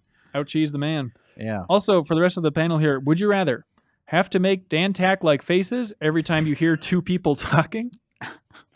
Wear a suit jacket with every outfit, including pajamas like Dan Tack does? Or constantly make Dan Tack eye rolls in every conversation you're in? I feel like that kind of lumps in with the first one. So wear a suit jacket or make Dan Tack eye rolls every time you hear 2 people talking. Which one would you guys prefer? Eye rolls. Yeah, eye rolls, I think. Okay. I'd go suit jacket, unless I have to wear it in the shower. That's probably a bit much. You can't. Obviously, you can't wear it there. I think it's just when you're... Dan, gun to head, though. Have you ever worn that jacket in the shower? No. Okay. Gun to head, no. All right. He said it. Gun to head. I've been on trips with him. He's I like lying. the implication of like gun to head on basic yes or no questions of just like, well, if I didn't have to do a gun to my head, I would say always gun to head, gun no. to head X. All right. All right. Hey, Ben and crew. I recently had to upgrade my cell phone due to inherent slowdown and crashes, but I reluctantly made the jump onto the current cycle of phones. However, I rarely play games on my previous phone due to the issues listed previously and would like to use my shiny new tricorder to game on the go. So my question to you is, what games would you emphatically recommend for mobile? Specifically, does anyone know if the Final Fantasy mobile games are any good? Because I'd like to play Final Fantasy VI on a larger screen than my DS Lite. This is from Hazel Mohammed from South Carolina. Yeah, the Final Fantasy VI game on mobile looks like absolute ass. But do you think if you aren't like a retro junkie, if you didn't grow up with it, objectively, do you think like a kid today, if they could choose pixel art or what I think looks bad, would not just go with the new bad one? Because unless you have nostalgia. So bad. No, it looks like but it's nostalgia that's making you say that, Dan. That's my point. It's not. I kind of agree with you, Ben. I think that there is going to be a generation of people who like sort of like the Clash of Clans style thing and just kind of look at the retro stuff and be like, it doesn't really appeal to me because it's Show me somebody who likes the art style of that version compared to the pixelated version. I disagree with it, but I think those people exist. Yeah. I think it's a younger generation. Show me one. Right in. I'll just Google the word kid. If you are one of our younger listeners who's like, all the the aesthetics of modern mobile games I think are actually kind of nice, like write in and let us know. Prove it. Yeah. But Dan Tech, Yes. with Final Fantasy mobile games, there's all Yes. those free-to-play ones. Have you been checking those out? I have played them all. Sure. What do you recommend? There are varying degrees of quality. Most of them are ghastly cash grabs of the worst order. Is there a standout we should? But there are better versions than other versions. So go straight for all the bravest. If that's okay. On the tree, all the bravest is at the bottom. Okay. Then there's that Game of War 15 clone. Yeah. Just stay the heck away from that. On the higher end of things, again, still cash grabs, but you may find nostalgia and some quality here. Record Keeper, Final Fantasy Record Keeper is cool for the nostalgic style. You do get all the cool sprite stuff that I love so much. But again, it still includes like a gaseous system. Yeah. Where you're rolling for those high star items, but whatever. And then you have Brave Exvius, which is probably the best of the batch. Okay. Sort of simulating those old school nostalgic battles. You get to play with characters from all the games, all the classic characters. So you can make your Golbez team if you like me, because you love Golbez so much. But that one is the best of the bunch. Okay. But again, at the core, still a free-to-play game with stam gating and all that jazz. But the best of the bunch, check that one out if you're looking for one. I'm really curious, too, about that. I talked about it a little bit last week, but they're making a Dissidia free-to-play turn-based RPG. What a twist. Turn-based. Swear to God. And I think it could be kind of fun to have like this 3D, JRPG with all the Final Fantasy characters on there. That's not just the pure retro style, which they've hit Is so it going to be hard. cool to have to pay $100 to get a 5-star to win? I think it sounds pretty neat. I like paying money. I liked it, as Leo says. What do you guys like for email of the week? You know what? I think we should roll dice on the Zune boys and give them to one of them. I think the Zune crowd wins, and we'll come up with something special to send them. Fair enough. So that's thank not you a so Zune much. because they already have one. Yeah, we could send them the Halo 3 Zune that's in the vault. That's That's pretty true. sweet. All right, so thank you so much for sending in emails, for listening to this show on a Zune, or hell, listening or watching this show in any way. Again, if you like it, please tell a friend. If you listen to this podcast on any device, write in and let us know. Yep, please do. Thanks, Serial. That's cool. And coming up next, we have Bennett Foddy, designer of Co-op, designer of Getting Over It, to talk about game design, designing for streams, and his life recently. So stay tuned for that. Zoom, zoom.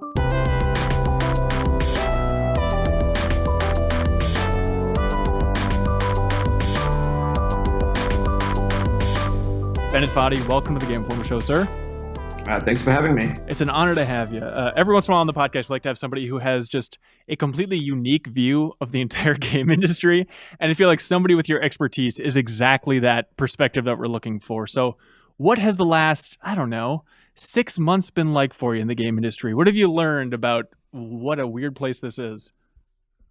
Yeah, I guess the main thing that has been a kind of learning experience for me is I don't think I had a good grasp of streaming culture or YouTube culture, particularly when I was working on this game over the summer. This is Getting Over It, by the way. Right, Getting Over It. I was aware of streamers. Obviously, I'd watched some streams. I'd watched some YouTube Let's Plays. Everybody has. But I don't think I really understood the kind of nuances of the culture, and I think that's kind of so central to the way people experience this kind of game now. So it was like watching people interact with my game, watching the kind of the styles of interaction, the kind of social and moral norms and mores that have kind of established themselves on those platforms. Was a real crazy learning experience for me. Because I've never been like a big streaming fan, so I've never really gotten it before, but now I sort of have more of a sense of what it is that people are getting out of that experience of watching a game being played. And, that was super fascinating. Is it to the point where you're just watching a bunch of streams of Getting Over It and taking notes on what you're learning along the way? Or do you enjoy sitting back and just kind of sampling everything that people are doing with your game? Yeah, I mean, I definitely was watching some, especially the first few people who I could see were playing it were kind of indie-friendly streamers who got early copies from Humble Bundle, and sort of watching them go through, and they're going in completely blind. They're not sure what to expect, and it was sort of interesting for me to watch that sort of take place and see how they reacted to it. And also importantly, to sort of see how their viewers were reacting to it as well. It's really kind of a community feel watching those things. But I guess to me, there were sort of two aspects of this that I think were super jumped out. One of them is there's like a really famous scene in The Office, in the American version of The Office, where they're having a meeting and all of the staff are looking past their boss to the screensaver of the DVD player, which is just this logo bouncing around the screen. And every time, like, it sort of bounces off the edges of the screen. Every time it gets close to the corner of the screen, they're all like, "Oh," and then it's like, "Oh, I just missed." And that's like a style of watching that that was really something that I think the people watching my game were heavily doing. Like when somebody was stuck at some point in the game and they were just like doing it over and over again, everyone was like super invested in seeing him get just a little bit further, just a little bit further. And it was really working that way. And so sort of changed how I think about spectatorship in general, but also like in particular sort of video game spectatorship. So that was kind of cool. Yeah. Do you think it's healthy to design games, like a certain section of the industry, I guess, to design games specifically for streaming? Do you feel like that's a fertile ground? Yeah, totally. Okay. Totally. I mean, I think you should always design stuff with the situation, with the audience in mind. I mean, when we were making local multiplayer games for sports friends, we were definitely thinking about parties and lounge rooms and like what whether there are people kind of backseat playing, whether there are people watching the game and kind of wanting to swap in. All of that stuff is super crucial to those sorts of games. So it's just an extension of that. I mean, we're now in a situation where skill-based games, even single-player ones, are going to take place partly or substantially online, and that's either something you can just, as a designer, you can just feel resentful about it and do nothing about it, or you can design with it in mind and try to make an experience that works, that is amplified by that, which is better than when that's the case. Yeah, and it feels like a more focused thing. Like a couple of years ago, especially, there were so many games, maybe even from the AAA space, where people were saying, "Oh, they're trying to get that esports crowd and that framework in mind." And I feel like it's a cousin, but a healthier cousin of that. Of just, okay, we're streaming focused. Like earlier on the podcast this week, we talked about SOS. Have you followed that game at all? No. It's a bizarre social focused kind of PUBG meets Survivor type thing, Mm-hmm. but it is heavily integrated with Twitch, and like they have emoticons going on like on the game itself, and just it's an assumption basically that everybody is streaming, and it's just a bizarre state to see a game in just out of the gate say, okay, we are purely focused on that streaming crowd. We're going all in on this specific thing. Yeah, I mean, also the other thing about it is I've just been learning to understand the ways in which the streamers orient to their viewers, right? So that's like a thing that I didn't fully understand before. So I mean, there's a thing that's not a secret now, but when I launched the game, it was like it was a secret that at the end of the game, there's like a screen comes up that's like, do you want to go to the reward? You can only get the reward for finishing the game if you are not streaming or recording it, and so you have to like check a checkbox that says, yeah, I swear that I'm not streaming, I'm not recording, and it doesn't let you in until you've checked that checkbox. And I did that with the thought it would be more special for people to go to see that once, or it would be more meaningful to them if they had personally played through the game. Because I do believe there is a difference between playing games and watching them. I don't think that you get a full experience of a game by watching it. It's not to take away from viewership. I think that's just a different experience. But I didn't anticipate the kind of dilemma that would put streamers in. You gave them like a Mass Effect, branching decision tree or something, just like this really stressful Walking Dead scenario that you didn't expect. Well, I knew there would be some people who were just sort of jerks who would just be like, yeah, whatever, I click any checkbox, I don't care. What I didn't anticipate was that streamers would feel like an intense moral pressure to show their fans the reward. Like it's not just selfish. I don't think they're just being like, oh, I just want to do what I like. There's like a strong moral dilemma for them, which I totally didn't understand, not being a streamer and not really being into the culture. A Lyric got to the end and he wound up like checking the checkbox saying he wasn't streaming and going in, and then felt really bad about it and immediately closed it and sent me an apology. But yeah, it made me realize that he really he felt both of those moral pressures, and I felt a little bad for putting people in that situation because I didn't anticipate that I'd be doing that.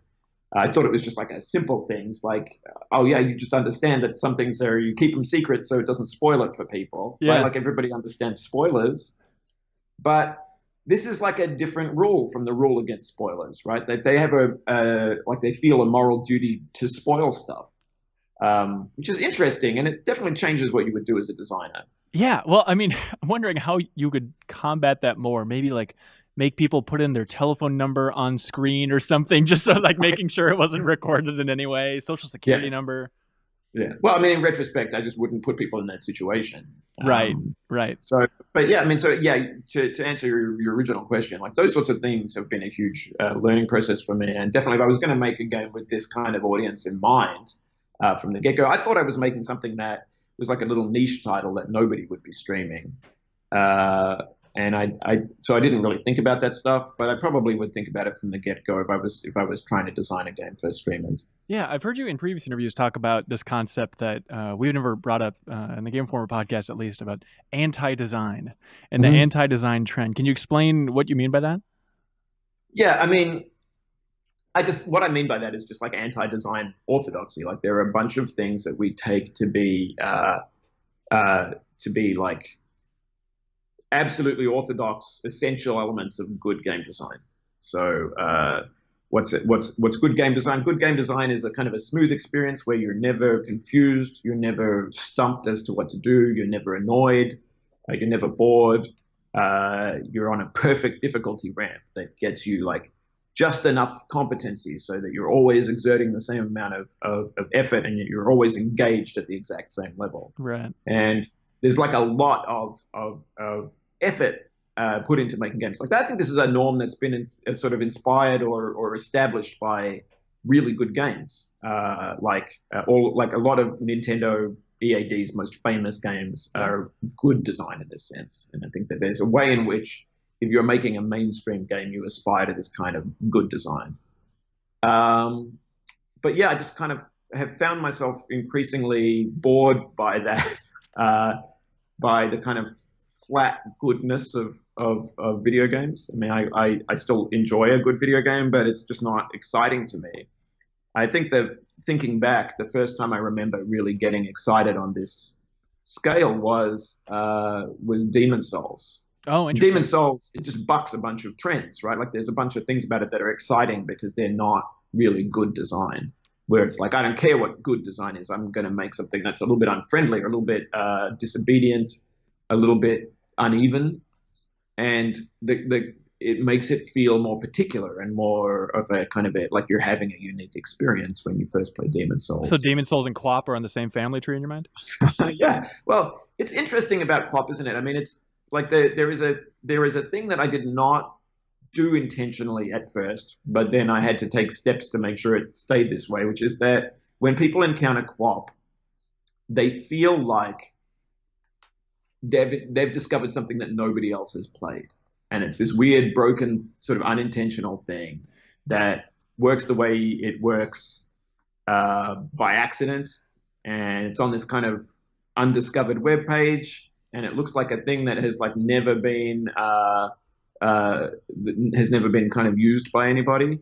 And it makes them excited to share it with other people. It's like, whoa, I found this weird thing. Have you seen this? Like, yes, everybody has seen it. There's something weird on the internet, everybody. But it's interesting that you can get that sense, and it would be so easy to break it, right? Like it'd be so easy to if there was like when you play, there's an old sort of Flash or JavaScript game called Snake Jump, which has always from the very beginning had like network leaderboards that you can see on the side of the screen. You can't possibly think you're discovering that, right? Because there's 100 million high scores on the side. And if I put a leaderboard on QWOP, that would have just ruined that feeling for everybody, right? Yeah. Like everyone feels like so. We're talking about anti-design. I mean, part of it is about giving people a sense of having an experience that is not that is a little wild, that is not curated, that has not been kind of provided by an approved set of venues or like curators who are deciding what's good and what's bad, and just kind of feeling the personality of the creator a little bit more.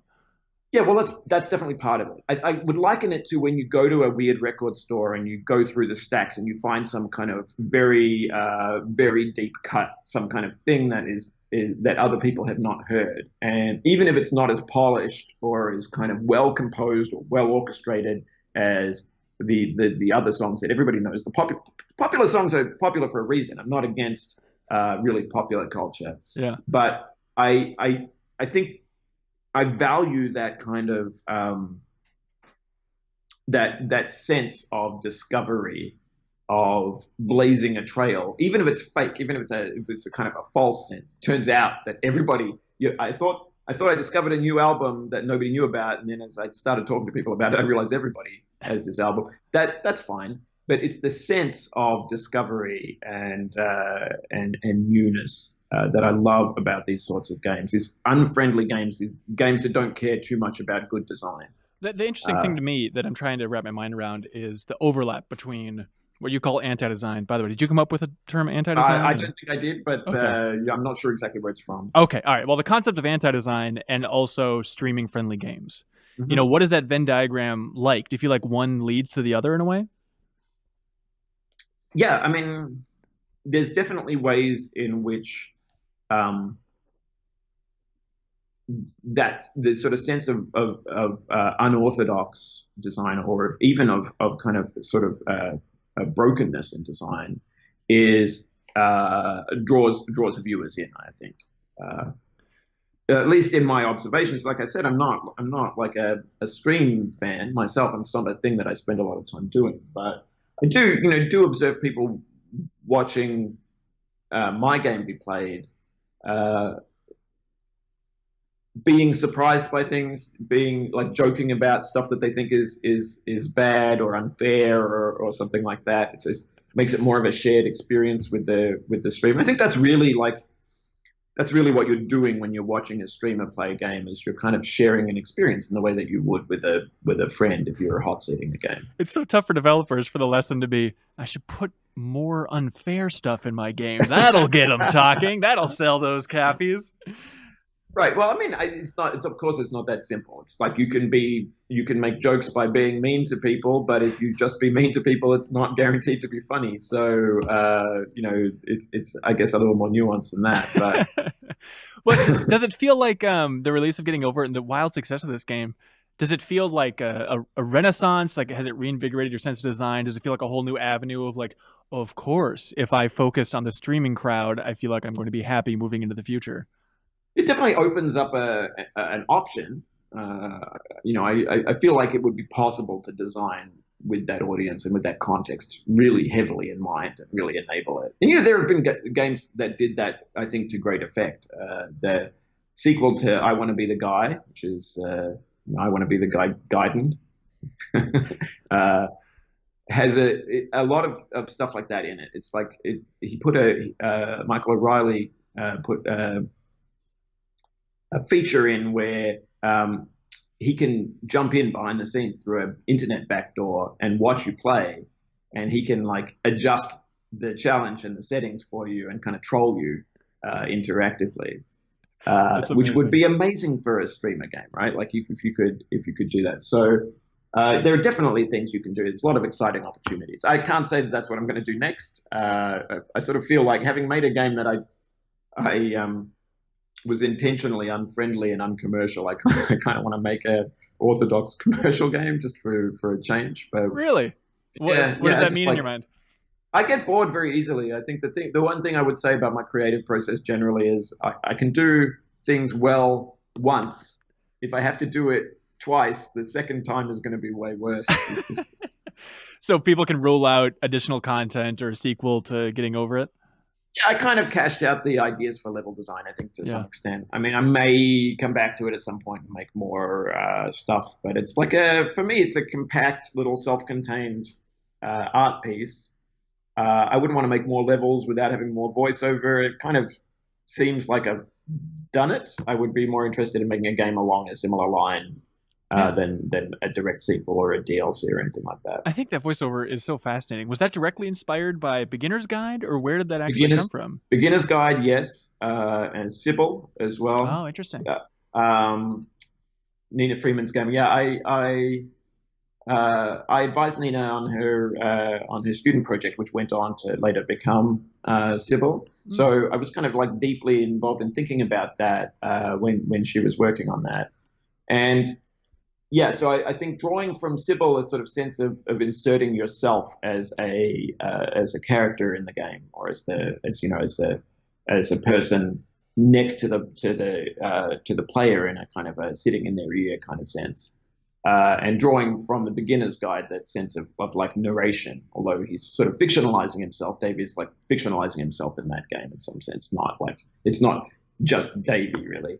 But those were the two inspirations. But it's more like those are kind of design pieces that helped me to solve a design problem I had, which was if I'm going to make a game that is kind of making fun of the player, it's sort of at the expense of the player, provoking like feelings of anger or frustration in them.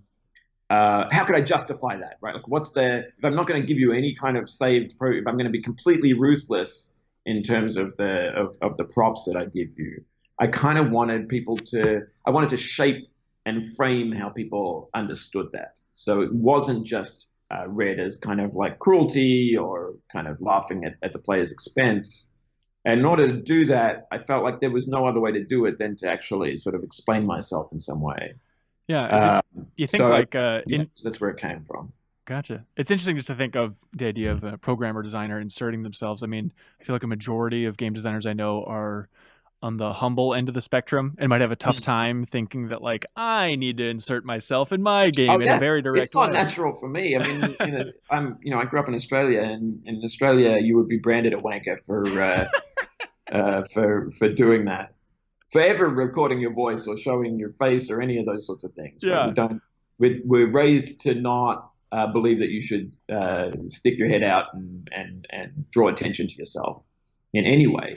And you add that to the kind of typical video game designer and fan kind of thing of being sort of relatively introverted or socially awkward, and it's like a double whammy. And I think it's no surprise that the trend amongst game designers since the 70s has been to kind of anonymize themselves, I think, generally, either with a pseudonym or just completely remove their name from the work. These days, it's more common. You see indie game designers, even if it's just one person, they'll put their company name up front. And they'll be like, the game will launch, even though the whole thing is loaded in 0.2 of a second, we'll watch a string of different company logos appear for 50, try to create this sort of impression of it being like a AAA game where these things are contractually required. It's very strange to me when I think about that, because I usually, as a fan of game designers, I usually want to know who made a thing. Yeah. And it's frustrating to me how difficult it can be to find out, both with retro games, if you play like old arcade games, particularly Japanese video games, console games and arcade games. It can be almost impossible in English language, even with Google, to figure out who designed a thing. Right. The director of Sunset Riders is like, S. Suzuki. So who is this person? Right. And that's the best case scenario. Sometimes it's just a little pseudonym. Sometimes there's just nothing. Yeah. And that was also true with a lot of the sort of Atari era American games. I think sometimes people were designing things under contract, and the company didn't want to credit them particularly much. And there were some exceptions, of course, like Sid Meier and Tim Schafer. Who put their name up front. But it is really like when I first did Bennett Foddy's Speed Chess as like a commission game, it was a joke. It's like a joke to do that because nobody would do that in indie games. It's so contrary to the vibe of anonymity and humility that it's a joke. But once I did that, I started to think more like, why don't we sign our work? It's not like novelists don't put their names on the front. It's not like directors don't put their names at the front. And, there's been some interesting, I think there are other people who agree with me. Like when Konami pulled that trick of removing Kojima's name from the front of Metal Gear Solid 5. Yeah, what a fun trick. Yeah. What a hoot. So he responds by making it's so that almost every second of the game that you're playing, there's credits on the screen. Yeah. Just constantly. His name comes up like 500 times. It's basically over the HUD the entire game, yeah. It is. And I love that. I thought that was just the best, funniest, most kind of excellent thing to do. So yeah, I mean, I just want to see more of that. I want to see people identifying themselves with their games, because especially like it's a little different if it's a big company of people and nobody wants to say, oh, I take credit for this because, you know, I did all the work, because that's kind of bullshit in its own way. But especially with solo authored games, which there are a lot of, by the way, I just want to know who made them. I want to know a little bit about them. I feel like I get that from music, and I get that from novels and films. I get to know a little bit, just a tiny bit, even if it's just through the work of that designer and or the artist and seeing other bits of work by them. I feel like it enriches my enjoyment of music, that I know other songs by this musician and I can compare them and I can get a sense of what they're trying to achieve. And I think it's sad if we don't do that in games. So yeah, that was a kind of major motivation as well. Even if it's I also feel like, by the way, you know, this is not all on the designers. I mean, I think this is substantially the fault of developers and designers. But I feel like one of the things that has resulted from that is that players of video games, by and large, don't know who designed the games. Right. And they kind of don't care as well. They kind of view games as corporate products that do not have a human dimension. People barely know film directors, and I feel like that's so much easier than understanding that, like, hey, it's a big deal that Bruce Straley left Naughty Dog. He directed all those games. Like, this is going to have an impact in some way. Right. Yeah, they don't. It's just like, well, the previous game in this 12-game series was better than this one. Right. And people don't generally know the stories of you know, who actually worked on the games, even the really big famous ones, which have famous directors a lot of the time. And I just feel like that's kind of the only way that cycle gets broken is if designers and developers start actually signing their work. So that's where I'm coming from on that. So do you feel like from here on out, it's going to be Bennett Foddy's multi-bowl? And no, every game? It won't. It's not always going to be that. In cases where I'm making something that's very personal, I think my name will be somewhere in there, and you won't be able to miss that it's in there. Yeah. So Getting Over It is such a surprising hit. What does that mean for you? Do you buy yourself a sports car? Does it change your life in any way? I feel like so many indie game designers aspire to have a hit like Getting Over It. What can they expect if they land it? I don't think it really changes that much for me in a kind of concrete way. I'm going to keep my job at NYU because I don't want to go insane in a room by myself. And I'm going to continue to make stuff. I was already, because I have a day job, you know, my job at NYU, I should explain. Yeah. I teach half the time, and the other half of my time is supposed to be making games, right? So it creates a situation where there's not really any pressure to make things that will sell. And in fact, I was sure I was making a deliberately uncommercial thing in this case. So I don't really expect to change my process particularly much or anything like that. I have been lucky enough to be able to keep a job and be able to just work on things that interested me at times that I felt like working on them. And that has been a kind of a gift. And I'm just going to continue doing that because it's enjoyable to me. Yeah. So NYU, I mean, is it literally teaching classes? Is it just kind of, okay, it is. Yeah, it's like a art school model. So they're sort of smallish classes where it's kind of really focused around creating video games and giving critique on them. A certain amount of learning kind of skills, obviously, because you need a lot of skills to make a video game. But yeah, that's the model we've been doing. I've been there for about 5 years now, coming up on 5 years. It's a nice place. People should check it out. Just NYU Game Design.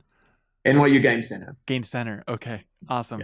Yeah. So with the announcement, was it last week? It feels like a lifetime ago, of Nintendo Labo. I thought of you. You must have been riveted by that thing. Did you have any gut reactions to Nintendo's new initiative with the Switch?